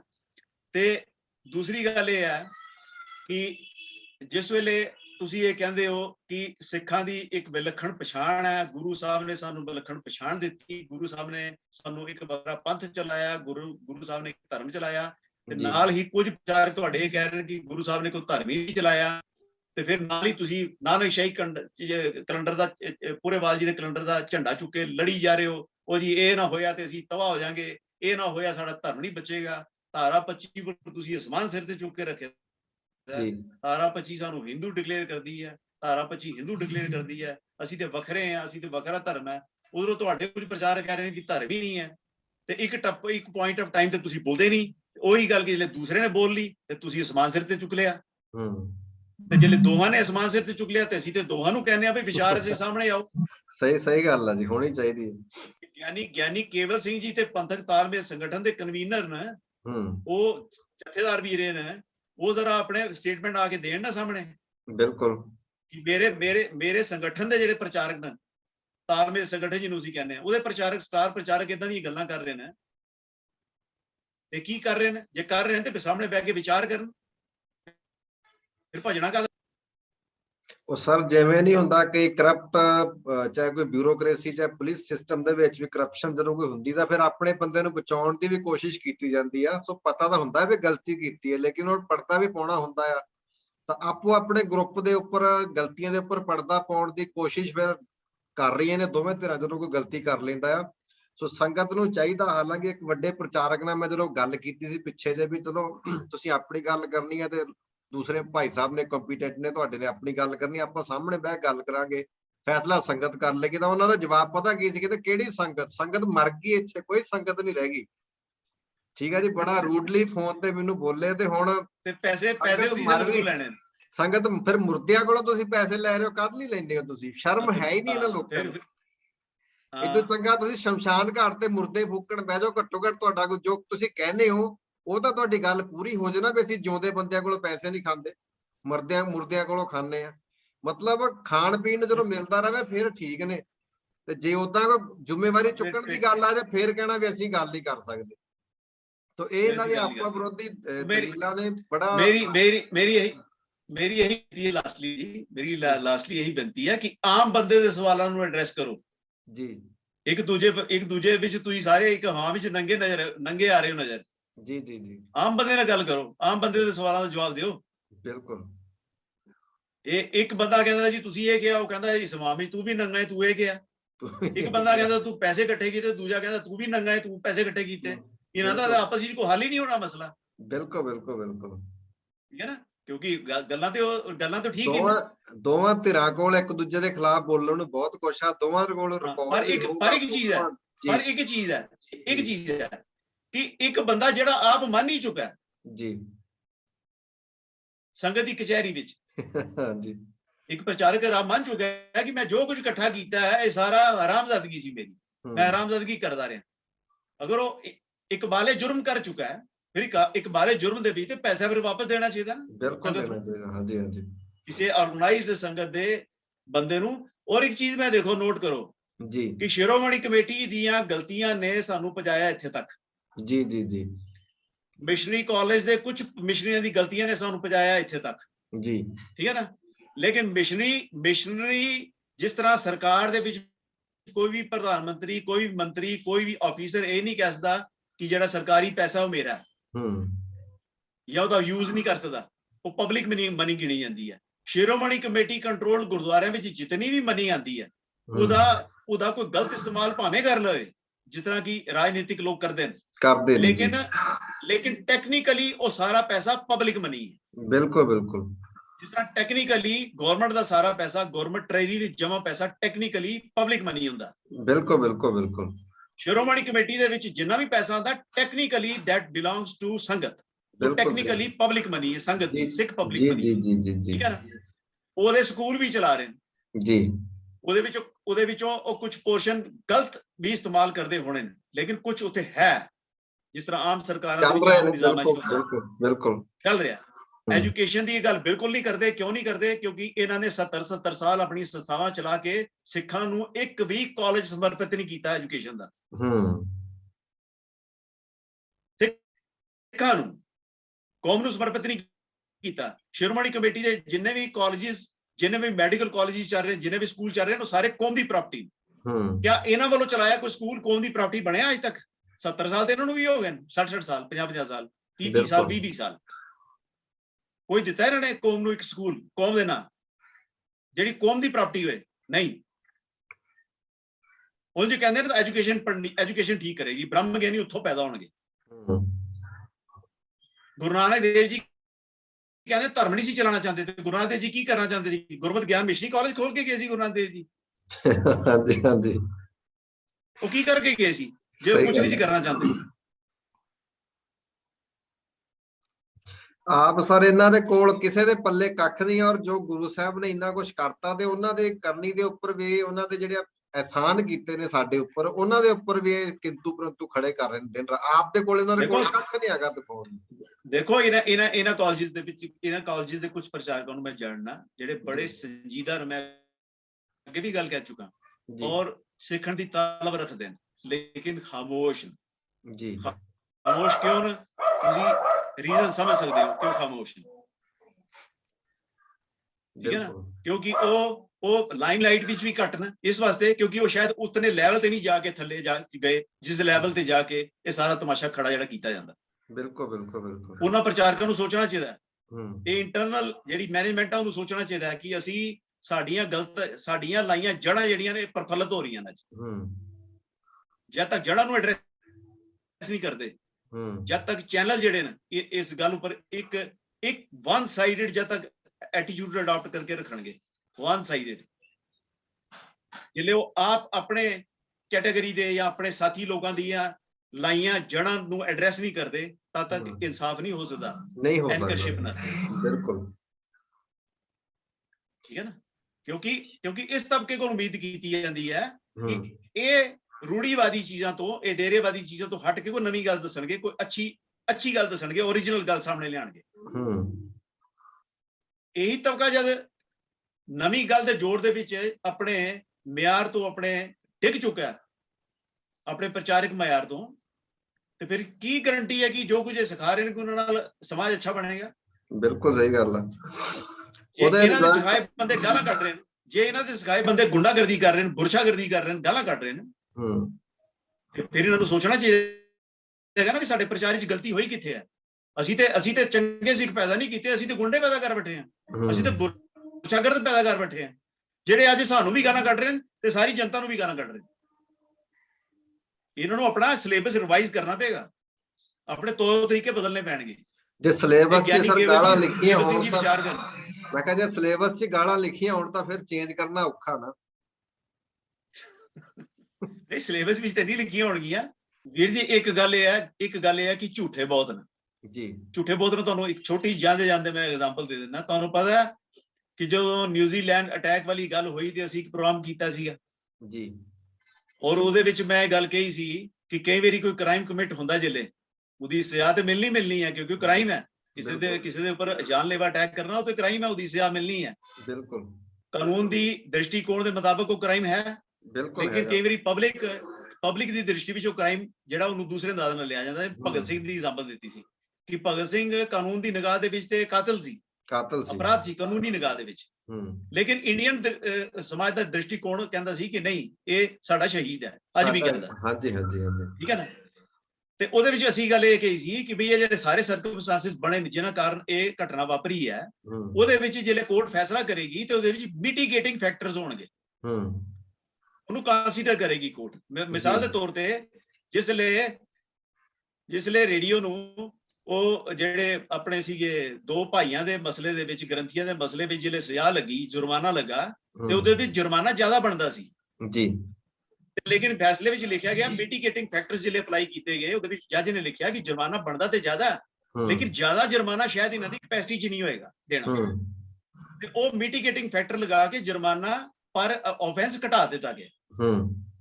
ਜਿੱਥੇ ਮੰਨ ਲਓ ਸਪੋਜ਼ ਕਰੋ 2 ਲੱਖ ਜੁਰਮਾਨਾ ਬਣਦਾ ਸੀ ਜਾਂ 1,80,000 ਬਣਦਾ ਸੀ, ਉਹਨਾਂ ਨੇ ਕਿਹਾ 1,20,000 ਦਾ ਕਰਤਾ।